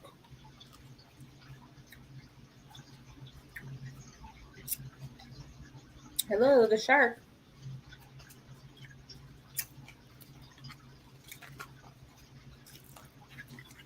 This is the master card of the peaceful spiritual warrior. You are called on to strengthen and discipline yourself, claim your power, and act as a calm, wise influence for the highest good of all involved. To do this effectively, you'll need to develop all 5 senses to tune into the needs of those around you. Because you are strong, sensitive, and important, you may have sacrificed yourself in some way for the common good, and we both know you have. Your guidance is to examine your life and decide what brings you personal satisfaction. Bring more of these things into your life so that your wise leadership is founded on a feeling of personal contentment. Larry, it's time to take care of you. All right? These abductions, all these things that you're going through, you've come so far in such a short time spiritually. And that's just what I know, because I haven't spoken to you in a while because everything going on. What the universe is saying is like, all right, you're doing amazing, like great job, kudos, pat on the back, fist pump, but you're not taking as good care of yourself as you should be. I always talk about that glass of water. Picture yourself as a glass of water. You tell people they can take a sip. People are coming by chugging, but nobody's putting water back into the cup. You're about to be empty if you don't step it up and start taking better care of yourself. And this is in material sense as well. There are things that you need in order to accomplish. I feel like you're a healer. And you're supposed to be giving people the spiritual advice that's going to help heal them. You can't do that if you don't have the right tools, both energetically, spiritually, and materially. All right? It's time to start looking into how you can better help others by helping yourself. And if you want more help with this, I'll do the best I can. I'm trying to stay distracted anyway. C. Morgan, you are so welcome. Absolutely. You're all so welcome. Thank you for allowing me to bring these messages to you. Because without being able to do that, and I'm sorry again for the candy, but my sugar, Without being able to bring these messages to you guys, I'm not able to complete my spiritual path, which is to bring the messages through. Okay, Para, Laura, Miss Pixie. All right, Miss Lara. Let's do Deep, Dark, and Dangerous again. I'm like obsessed with this deck.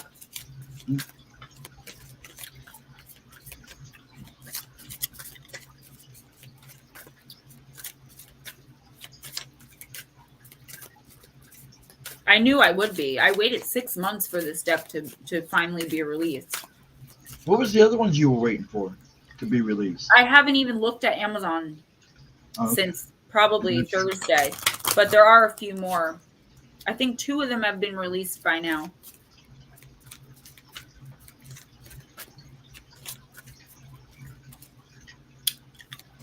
Okay, Larry, I look forward to it. I'm not leaving. I'm just going to take off my screen. I need to stand up, and they don't want to see me in my shorts. I'm going to do that in a minute too, guys. I'm sorry. I have to just stretch my legs one more time, and I have to grab a refill. Smoochie, I swear, once I incorporate Gemma Jade Oracles, I'm going to make my own Sasquatch deck for you. And it's going to be Sasquatch in all different crazy positions in the woods, like hiding behind trees, or like a blurry Sasquatch with like a little guy trying to take a picture. I'm going to do that. It's going to be called the Smoochie Sasquatch deck. I mean it. Hashtag goals. All right, Lara, let's do this, baby.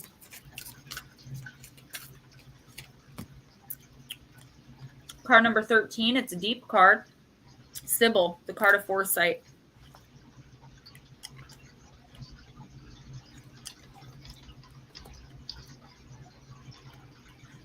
Lara, hi J2. Develop rituals that will benefit and support you. Connect more strongly with your higher power. Intuition is valuable at this time. Use everything available to you to make a decision. Sometimes the answer is not clear immediately, so give it some time. Get support from a trusted and wise friend. Nuts up, exactly. In the ancient world, particularly around the Mediterranean, there were female oracles who were consulted for their abilities to look into the future. Seers. These wise women were called sibyls, and they were powerful and often educated, and so they were feared. The sibyl herself did not go by her given name, but by the name of the site of her temple. Her old identity was washed away when she trained to become a sibyl. For example, there was the Sibyl of Samos, the Samian Sibyl on the island of Samos. The Sibyls usually spoke the words of the deity that was honored at the site, or the deity guarded the divination method she used, and there was complex and deep ritual that surrounded her. When consulting a Sibyl, the shamanic style journey started for the petitioner by the act of traveling toward the Sibyl, and the psychological preparations of this kind of pilgrimage consolidated on that often long journey. There were a number of well-known sibyls across the Greek and Roman empires, and historically there is the idea of the network of 10 shrines with 10 sibyls. The Erythraean sibyl, the Cumerian sibyl, the Delphic sibyl, the Tiburtine sibyl, the Samian sibyl, the Hellespontine or Trojan sibyl, the Cimmerian sibyl, the Phrygian sibyl, Libyan sibyl, and Persian sibyl. The most famous sibyl was that of Delphi. The term sibyl would have predated the eventual specific label of the priestess there, eventually referred to as the Pythia. The temple complex dedicated to the god of Apollo and also his twin Artemis was the most powerful in the ancient world. Alexander the Great, King Croesus, Pythagoras, Socrates, and Lysander consulted the sibyls there. Set high in the mountains with a valley leading to the sea, this place was not just atmospherically special, but was geometrically active. It was a place of earthquakes and deep springs and cracks that leaked gases. The Pythia sat on a three-legged stool within a cave that released vapors deep from within the earth. We now know that the natural gas was most likely a kind of methane. This changed the mental state of the priestess, enabling her to go into trance so she could receive the words of Apollo directly. This is really long. Her messages were not always clear, and there were other sacred staff there to assist people with the interpretation. Some messages, though, were crystal clear. For example, when the Roman Emperor Nero visited the oracle, he was told by the sibyl, quote, Your presence here outrages the God you seek. Go home, end quote. We know before the visit, Nero had murdered many people, including his own mother. Your plant companion is Bay, and your crystal companion is Lapis. So, Lara, that was a lot to digest. It was basically a legend, right? I feel like the symbol had to look at things from all different angles, like I've been saying in the past couple of readings, to really interpret what was going on for the other person. I'm getting an accidental symbol. So I feel like there is a person or people that are going to be coming to you for specific guidance, whether it's oracle, getting message from spirits or God or deities.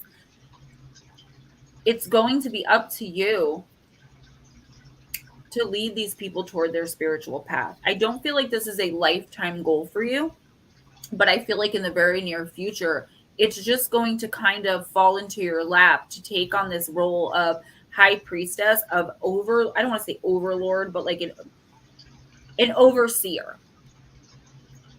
of a group of people who are really desperate for advice that you definitely have to give.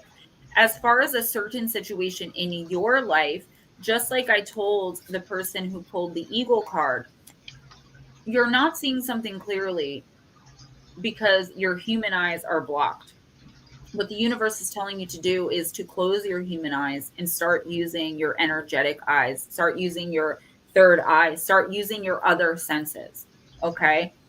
To figure out exactly what's going on, not just with you, but with these people who are coming to you for this guidance.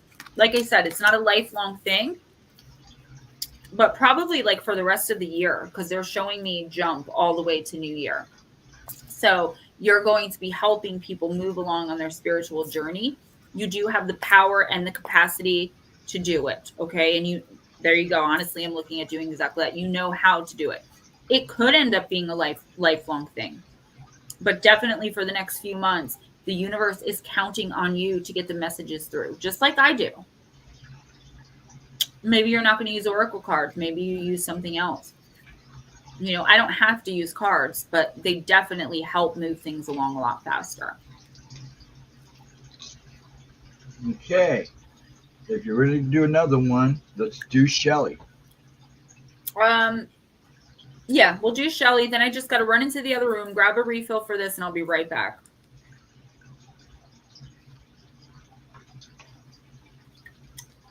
We're going to do Mythical Goddess.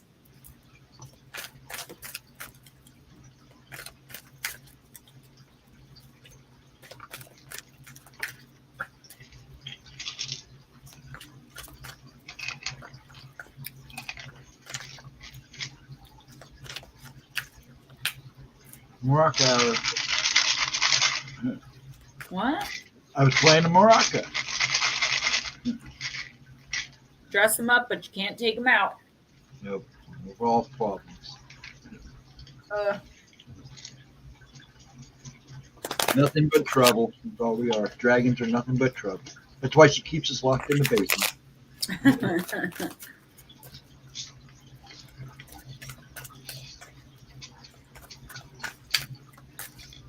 I'm so sorry. Who is this? This is Shelly. Shelly Montgomery.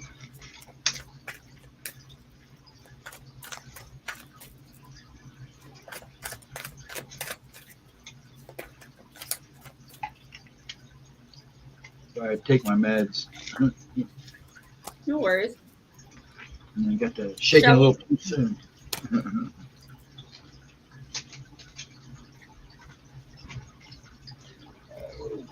Shelly, you got the Maiden of Seas. It's the card of passion.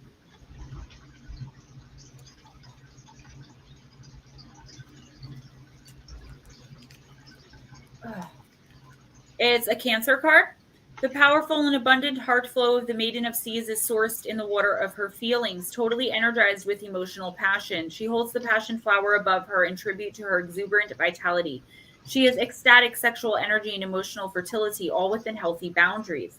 This Sea Maiden's full creative flow of passion is yours to experience. You are here to let your ecstatic heart energy regenerate your emotions and the world, and your world. Your passion is the key to let the dormant feelings rise from your core into vitality, creating the life that you long for and deserve. Who is holding you back, Miss Shelley? I'm seeing several people. Hi, MDMC.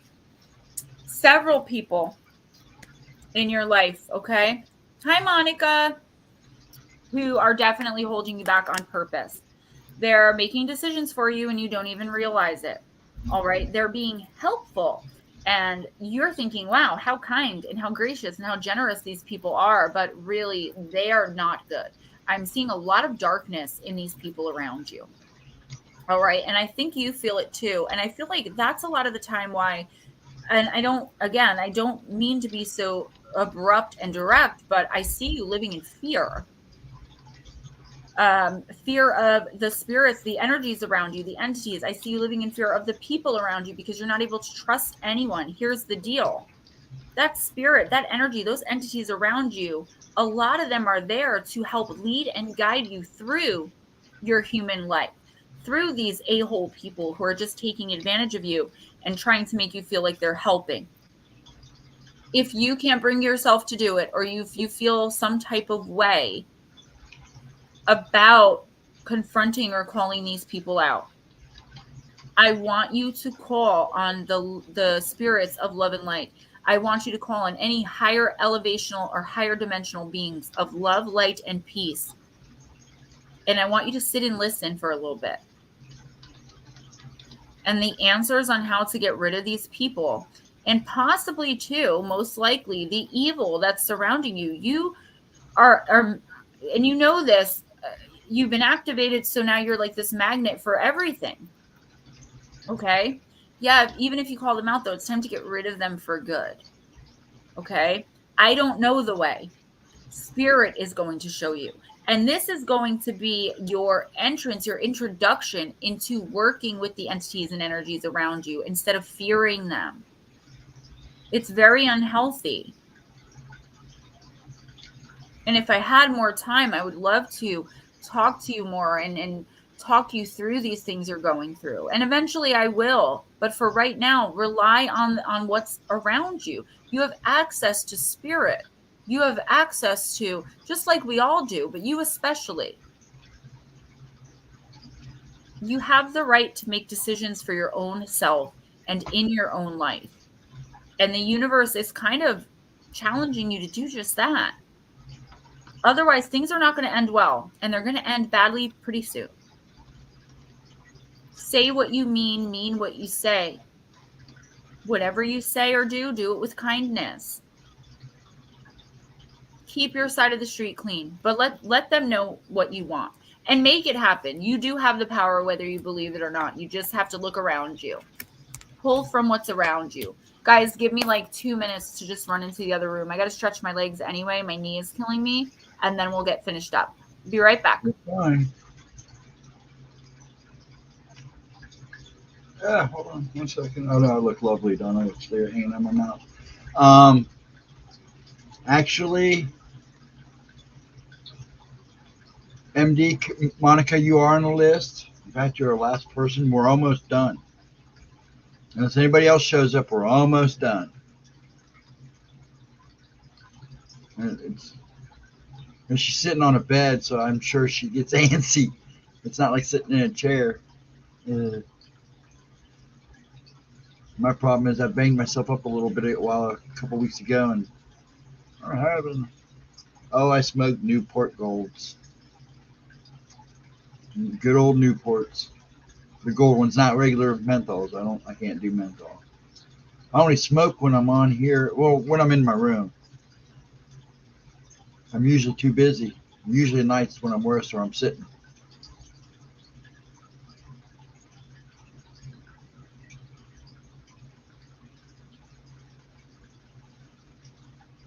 Yeah, well, we'll all go through it.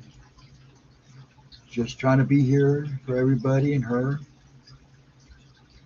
Life is good, so, got to make it better. It never hurts to make it better.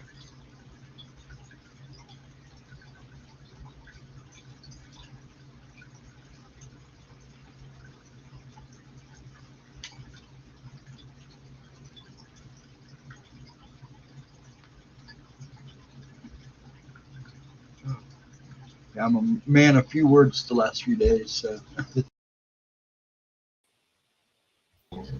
How's that for a man? A few words.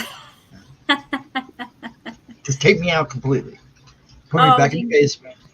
Ding dong, you guys are so worth it, seriously. And thank you guys, everyone who texted me to remind me to keep myself quiet. I do really appreciate it.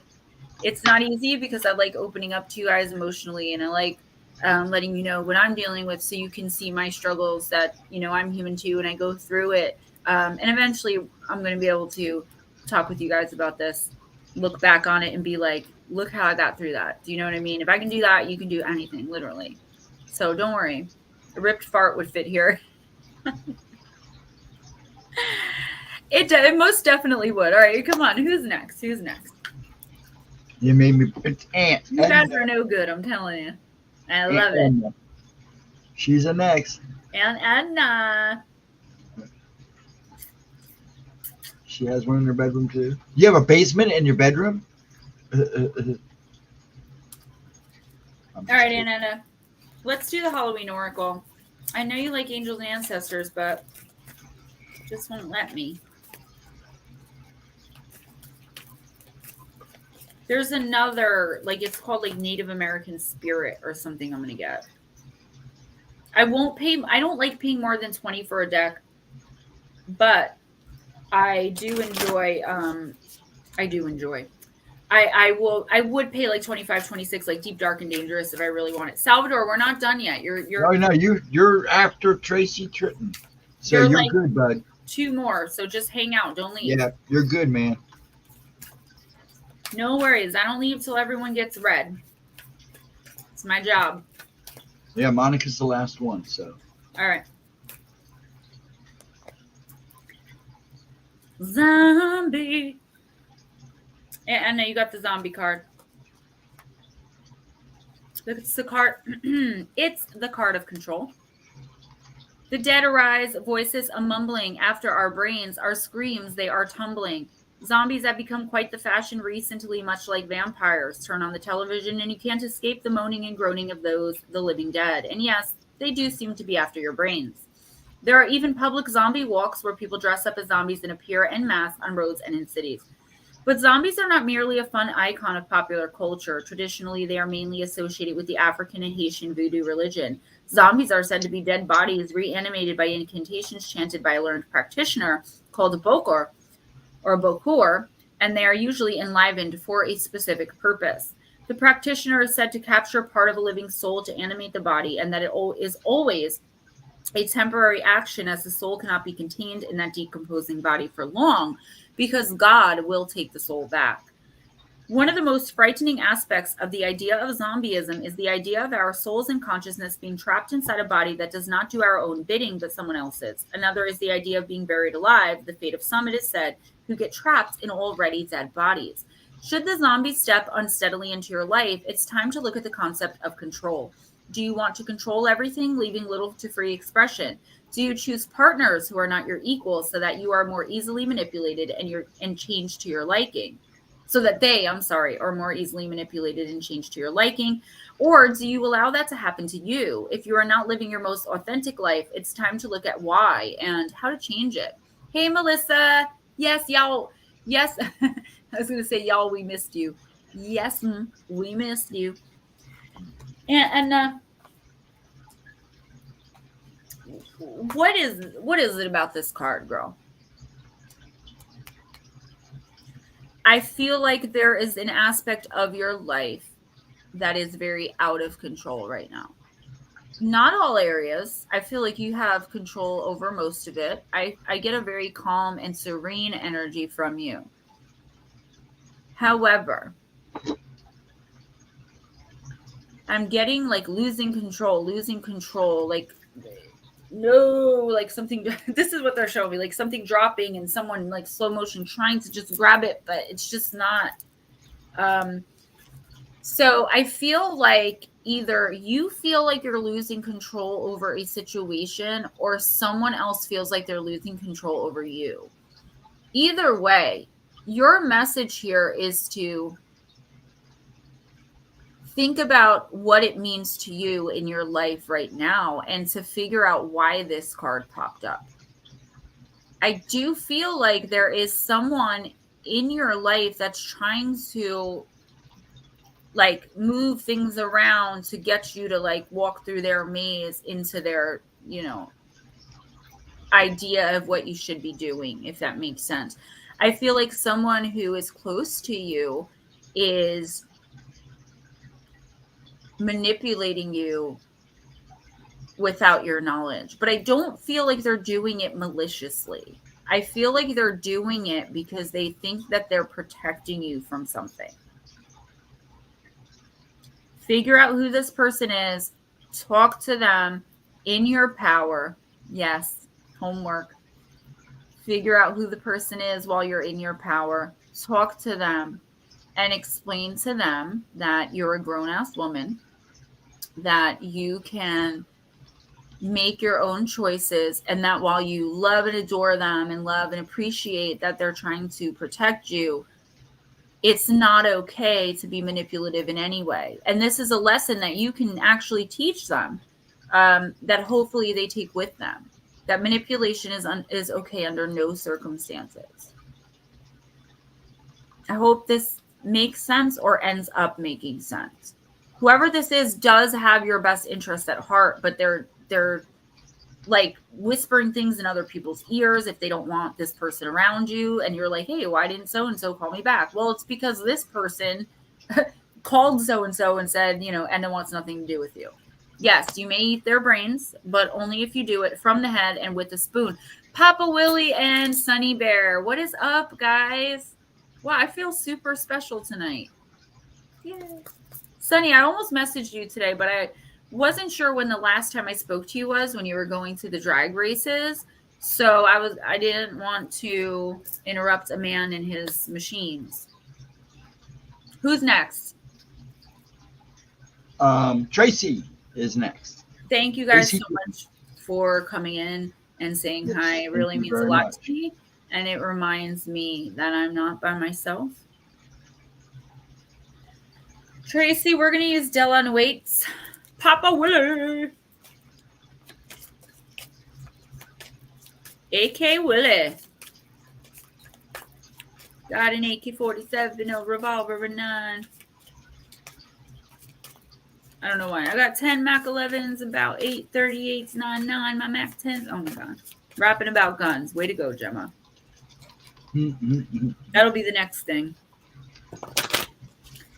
All right, Miss Tracy. You're home. All right, I hit you up tomorrow. Faux show. And Ding Dong Panther Tube, thank you. I do feel a lot better. It's like the later it gets every night, the worse I feel. But I feel okay right now. And by the time we're done with this, I'll be ready to check emails and go to bed. So.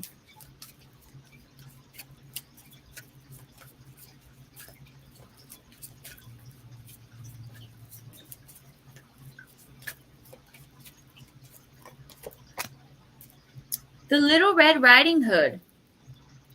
Little Red Riding Ho. That's what my mom calls her. Never mind.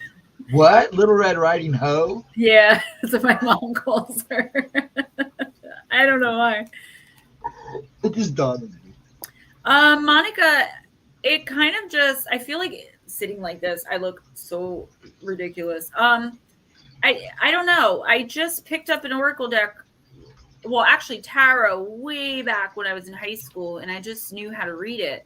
And then when I read Oracle, I think it was with Cassie and Steve.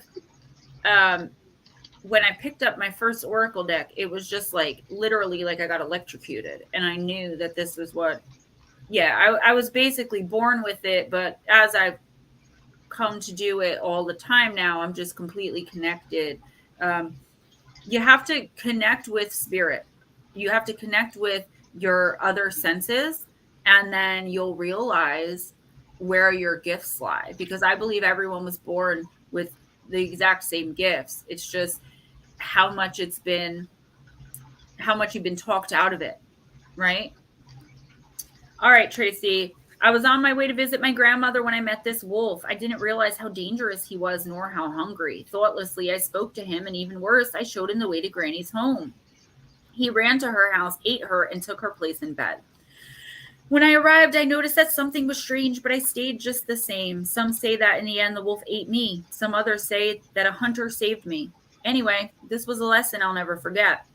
Beware, there is great danger around the corner, Tracy. If you have to go through the woods, don't leave the path.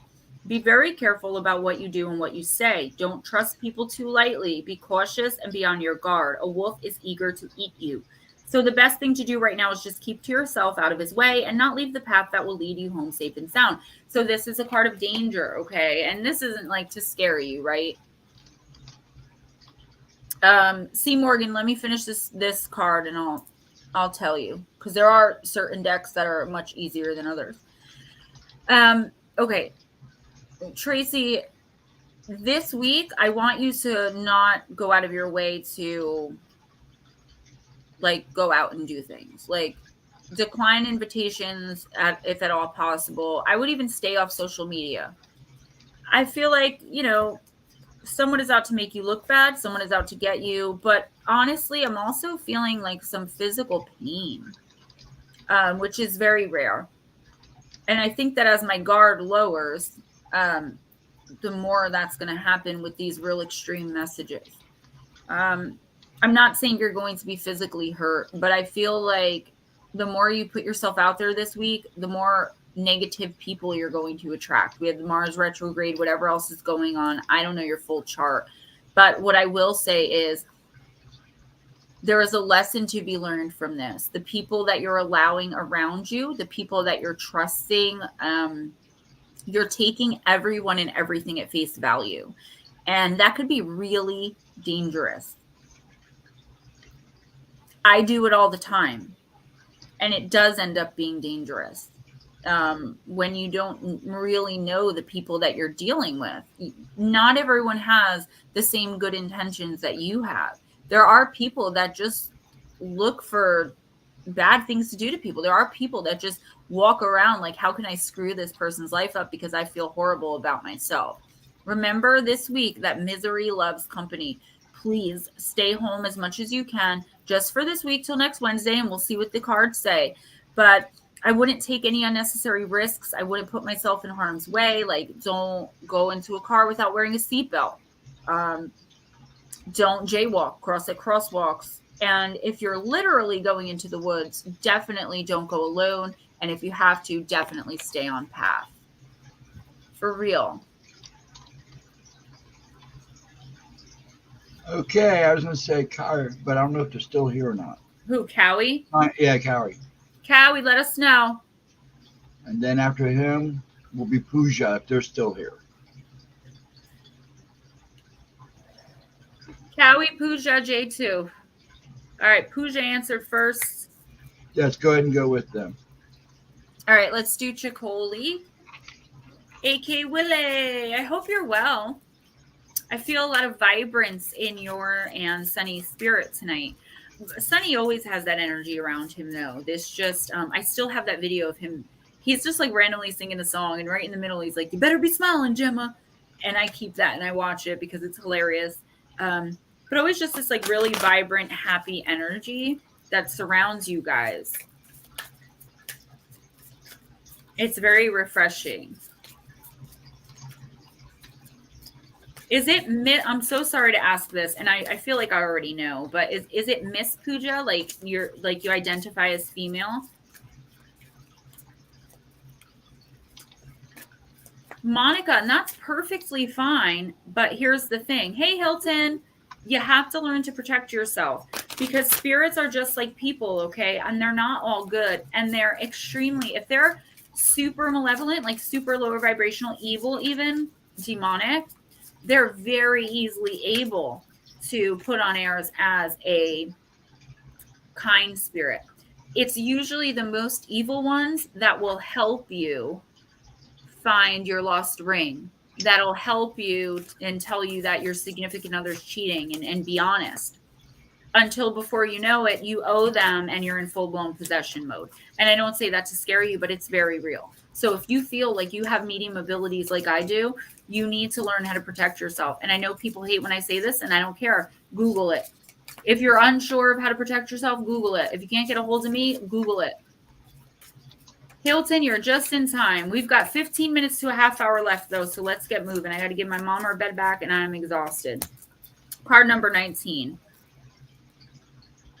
If you just came in and you want a reading, let us know. Otherwise, we won't call you. Management, good job. Everything is running smoothly under your expert supervision. You're on top of things and nothing escapes you. You can feel proud of your achievements and your leadership skills. You can also ease back a bit and make sure everyone else is getting the chance to learn and grow. The danger of really good management is indispensability. You may feel that you're the only one who can keep things up to your own standards. This attitude leads to burnout, at least, and This attitude leads to burnout at least, and martyrdom at worst. Light, you set a good example and you inspire others to excellence. Inspire. Dark, don't be a control freak. You also need rest. So I don't know what's going on in your life here, but I feel like you could be doing really good, or you're coming into something really good, like something you've been wanting and working towards for a long time. CJ, don't let me forget your question. And Paranormal Pixie, that's a really great idea. Email or text me, because I was just going to do a safety tips on Ouija or something like that. But we can do reading would probably be better. Pooja, I feel as though, like I said, you're doing amazing, or there's something coming in that you've been working really hard for. For example, a promotion at work, right? It could be anything. Something you've been manifesting, you've been working towards, you had like your eyes set on the prize, you set on that goal. But once you reach it, try to enjoy it a little bit before jumping on to the next thing. I feel like when we finally get what we've been working so hard for, it's like we're ready to quickly move on to the next thing. And I feel like this card is saying, like, it's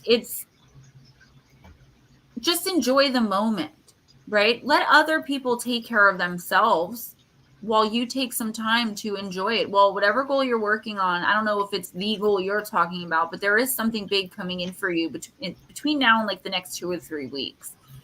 Once you get there, enjoy the moment. Congratulate yourself. Be proud. Put it out there. Let people know what you've done. Don't be afraid. It's not braggadocious or narcissistic to be proud of yourself. I tell people I'm a best-selling author. I'm a best-selling author on Amazon. But so what? That was my dream since I was a little girl. Right? And I'm not very quickly trying to move on to the next thing. I'm taking my time with the business. I'm enjoying the moment of being the best-selling author. And I'm letting other people and my colleagues and coworkers and friends do what they need to do. I'm not trying to teach my friend who's writing, what do they call it? A graphic novel, how to be a better graphic novelist. I'm enjoying my success and helping him however I can. And I think that's the lesson here for you from now to, like, I'd say, like I said, 2 to 3 weeks. Once that goal comes in, enjoy it, but don't keep it to yourself. Tell people about it, and don't let anyone make you feel like it's not a significant accomplishment, because I do feel like there is someone like barking at you like it's not enough, or completely disregarding how hard you've worked. And if there is a person or people like that in your life, boy bye, like girl bye, get rid of them. I just want to say really quick, a really good deck, one of the decks that I started with that was super easy to read and get like information from, because what you do before you can connect is you have to get to know the cards, right? Shuffle them, pull them, read what they mean. Simple meanings, Wisdom of the House of Night, which I was going to use next anyway. Very simple meanings, very clear meanings, because the card has little words in it that you'll pick up, like risky situation, control issues. And those are the words you keep in the back of your mind that spirit brings the reading through. It's not the whole card. It's those little things that stand out to you in the reading that you know you're connecting with that person. So it'll be different words for different people because they're going through different things. Lara and I are going to collaborate on a 101 as soon as I can. I'm going to try to do it in the next couple of weeks. That's not the one I wanted to hit. There you go. Larry, have an amazing night. I love you, and I'll talk to you tomorrow. I do feel that. You're very, very welcome. And thank you for the validation. The card I pulled for you was from the Ceccoli Oracle, and I get all my decks off Amazon. That's pretty simple too. The only thing about that is they don't have the label on the card, which most cards do. But when it's rock pool, I noticed that they don't. And the card stock is pretty flimsy as well. Who's next? I got to get done. J2. All right, J2. Wisdom of the house tonight. Let's do it. But that's the thing, right, Lara? Like, it's not the same keywords for every person. It's and you got to really like acknowledge when a word stands out to you. You're so welcome. Yes, Shelly, it happens to me a lot. Seeing like glimpses of, I saw one of you guys door dashing one time for like a split second. And I was just sitting watching TV. I don't know why I saw that, but I saw it. Good night.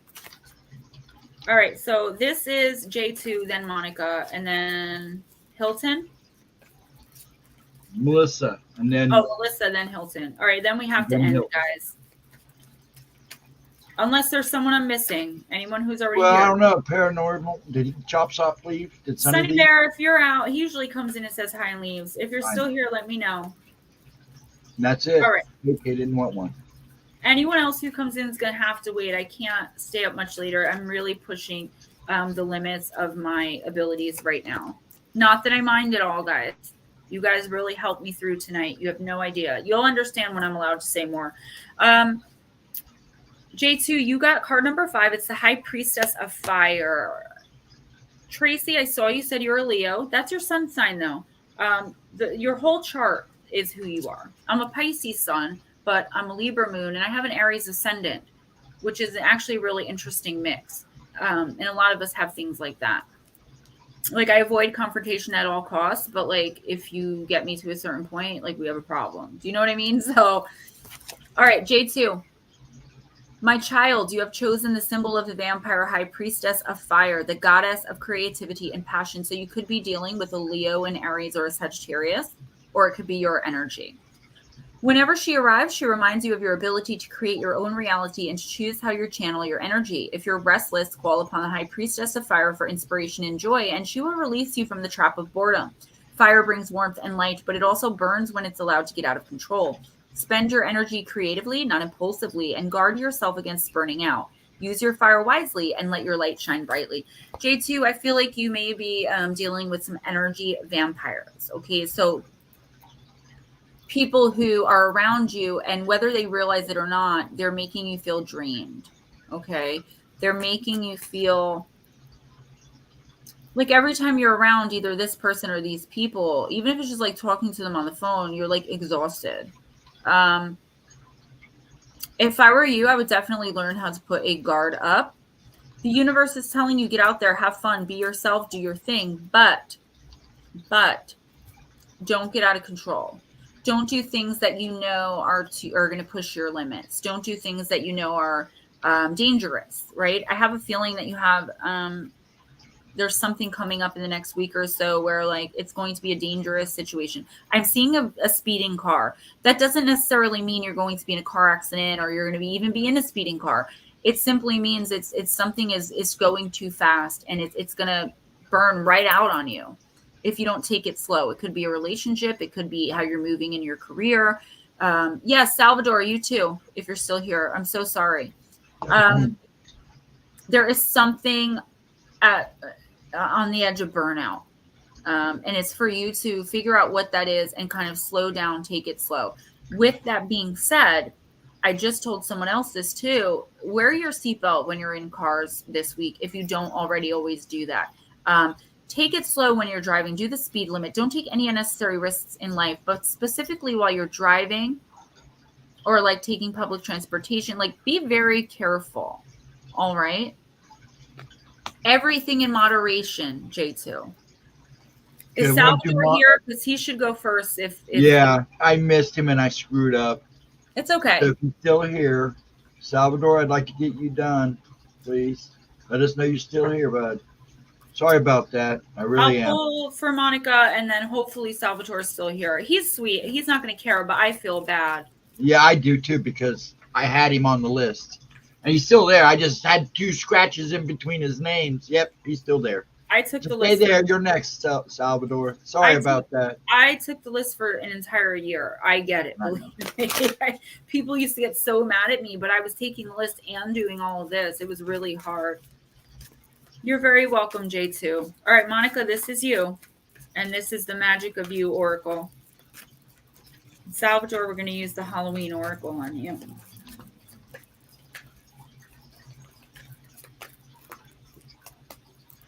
Maximus, how can you feed others when your own table is empty?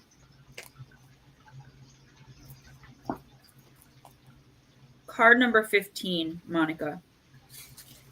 It is raining so hard here. I can feel my windows bowing.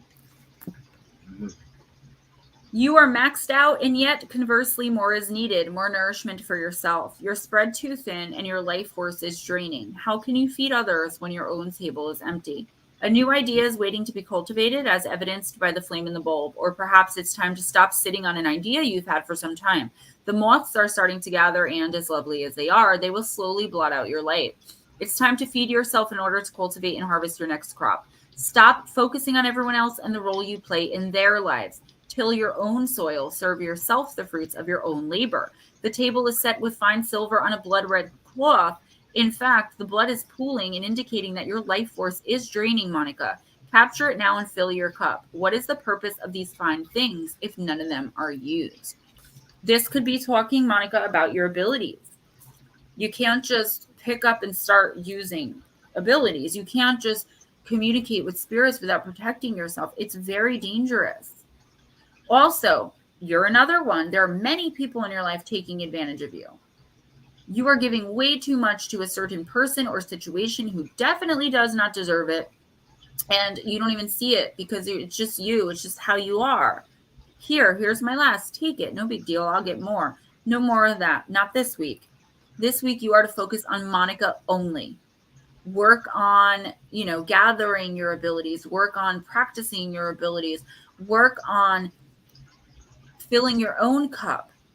Okay. And if you can't, don't do everything for everyone else. It's okay to say no, as long as you say it kindly. If someone gets mad at you for not being able to do something for them, when all you do is do things for them, regardless, that's on them, Monica. And that's a really good way to weed out the users and abusers, narcissists and manipulators in our lives, is to every once in a while say no when you have to. Get extra rest. If you can, take a bath and sit back and pamper Monica. And as far as your abilities, learn to protect yourself immediately. Immediately. Salvatore. We're going to use the Halloween Oracle, and then I'm going to end. My tummy is growling. I'm actually hungry for the first time since Saturday. That's good. That's good.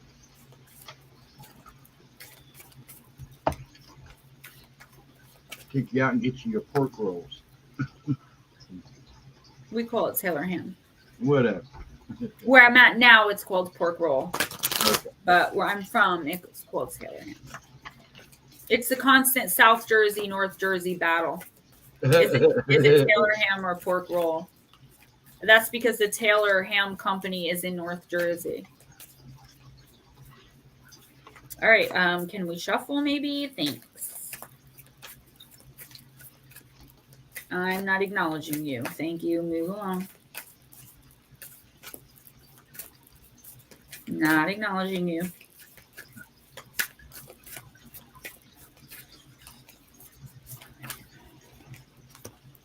Night Song. Hidden Talent, Salvador. I love this card. It's also a card of spirit. Oh, Ghost Dragons, thank you. It's a card of spirit as well. Connecting with spirit, Salvador. You may be having some dreams or like audio, I want to say audio visions. Auditory messages coming in that, again, you may think are yours, but they're not. If you think something and you're like, why did that just pop into my head? Or if you think about a deceased person or even a living person that just comes in, Call them if they're living, call on them if they're past. A ruby red bird singing in the darkness full of sound, like an unopened present, ribbons still bound. A bird singing at night is an unusual occurrence, and those birds who are known as singers of the darkness are almost always considered sacred or frightening. From the operatic nightingale through to the hooting owl, hearing a bird that you cannot see weaving its magic through the night sky has captivated humans for millennia. In the past, at Halloween time, a night that the veil between the worlds was said to be at its thinnest, these night birds were considered either omens or messengers of the gods. Depending on the culture, their voices were perceived as good luck and a positive validation, or alternatively, a warning about continuing on a certain pathway. In some mythology, the night bird was able to direct us toward discovering our talents and true purpose, a kind of guide in the darkness leading us to the dawn. Should this beautiful but shy bird sing to you by appearing during your divination, know that you must unwrap the present of yourself. Look, some of the gifts within you remain unopened. The time has come to step into your true potential and claim all possibilities for yourself. There is no more time to waste and no more excuses. Salvatore, I don't know your deal as far as abilities.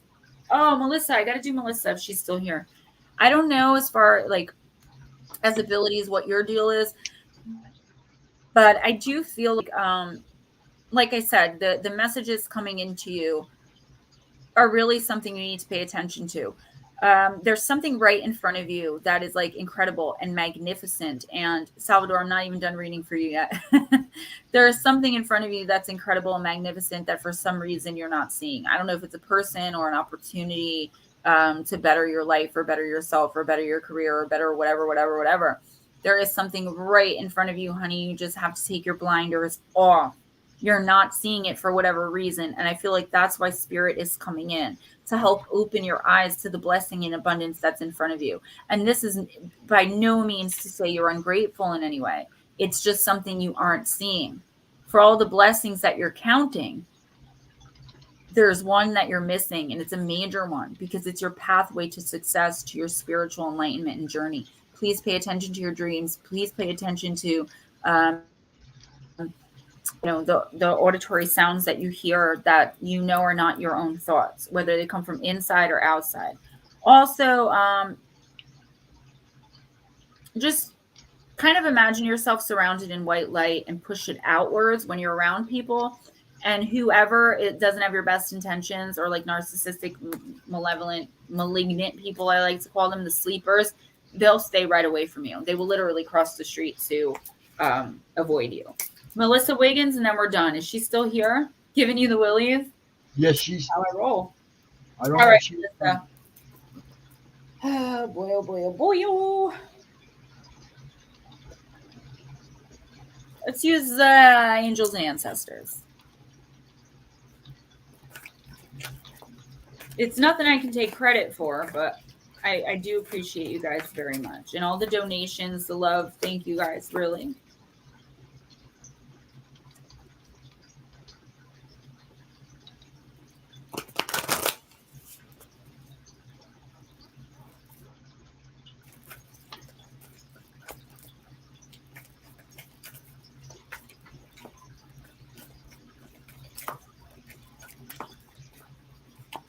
Hi, Deirdre. Yes, I know. All right. I can't believe I made it through this whole thing, but I'm losing it now. Melissa, Deirdre, I'm going to text you tomorrow about everything. You're going to pass. I already told you. You're going to do amazing and incredible things. You're already such a great counselor. You're already... you're going to be fine, girl. All right. Melissa, reap what you have sown and enjoy the fruits of your labor. Grow and expands in all areas of your life. The lady, known as the Empress in the traditional tarot, is the representation of the goddess in her most fertile form. She is an abundant, bountiful, and creative being. She is closely connected to nature because it is her child. She represents maternal energy and has more than enough love to give all who need nurturing. Yet she is a representation of the goddess Venus too, and yearns for a rich relationship with her counterpart, the Lord. In this card, she holds an apple. It seeds from a perfect pentagram, which in paganism represents the 5 elements of life. Deirdre, if you want a reading, just hang out. You'll be my last one, okay? But let me know. Fertility, growth, and abundance are all imminent when the lady arrives in your life. Melissa, all the seeds you have planted are coming to life, and there are plenty more rewards to come. In a material sense, this card can represent financial security and comfort. It shows that there will be more than enough to go around. If you are making business deals or setting intentions to create financial growth, this card indicates a considerable amount of monetary success. The lady can also usher in other forms of abundance, opportunities, marriage proposals, and even the birth of a child. She will help you respect nature and connect with its forces in order to have a genuinely supported journey through life. So, Melissa, I feel like things are changing for the better for you, but you're still missing something. One card will be okay, Deirdre. I'm not worried about you, baby. You're one of my real life besties, so we're good. There's still something missing here, though. Like, the lady is missing the Lord as the Empress is missing the Emperor. They're a pair. This doesn't have to be a romantic relationship. I always say RJ is my soulmate. And this doesn't even have to be a soulmate. It doesn't even have to be a person. There is still one aspect to this that's holding you back. And it could be a person. It could be an addiction. It could be something you're doing. It could be all of the above. It's like the universe is saying, here, take everything you've ever wanted, but there's something in the way. I'm seeing something right here. It's up to you to figure out what that is and to get rid of it. You can help. Ask the universe for help. Call on spirit for help. Feel out the people around you, Melissa. And if they're no good for you, you have to figure out a way out of there. There's no, again, I said it before, trying to change somebody. There's no praying that someone else is going to change deeply from the inside out. You can only do that for yourself. And I feel like once you do that for yourself, which is what you're being called to do, it's no longer matter if the other person or the other situation changed. What matters is that you've done the work, and that is your way forward. That is your path to abundance. I do feel a financial gain here, not a huge one, but maybe like a little lottery ticket win or found money. A few extra bucks that's really going to come in handy for you in the next week or two. Deirdre, yes, I know. That's why I really don't mind too. I know you work very late. I'm going to use for you Delana Waits. Yeah, I'm glad you came in too. It's nice to see you. It's been rough. It's really hard not to talk about publicly, you know, so I'm trying to just move it along because it's getting to that time of night where it's starting to overwhelm me. So I'm going to eat and go to bed. All right, Miss Deirdre, let's see.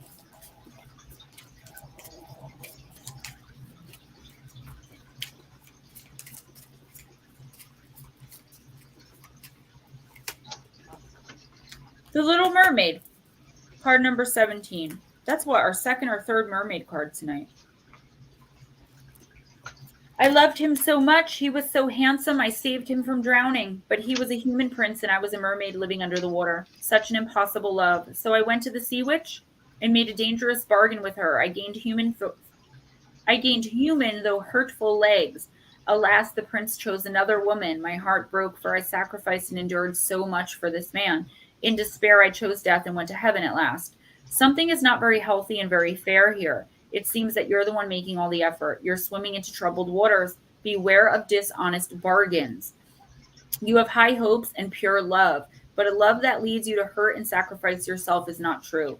The same applies for any kind of relationship or circumstance. Save yourself from this dead-end story and go find a brighter sea elsewhere.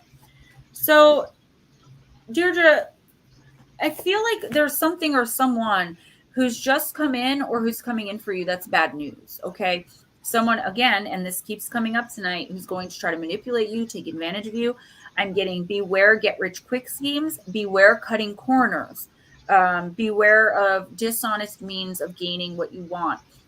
I don't feel like it would be you who'd be dishonest. I feel like you're trusting and or depending on someone else who is using dishonest methods or means to get what they want or to get you what you want, and you don't even realize it, and you're going to be the one holding the bag. Reevaluate your close personal relationships. make sure there's no one there. I know you can weed them out who's taking advantage of you, who's trying to manipulate you in some way. If you don't have any idea, these are weekly readings, so pay extra close attention this week to anyone reaching out to help you.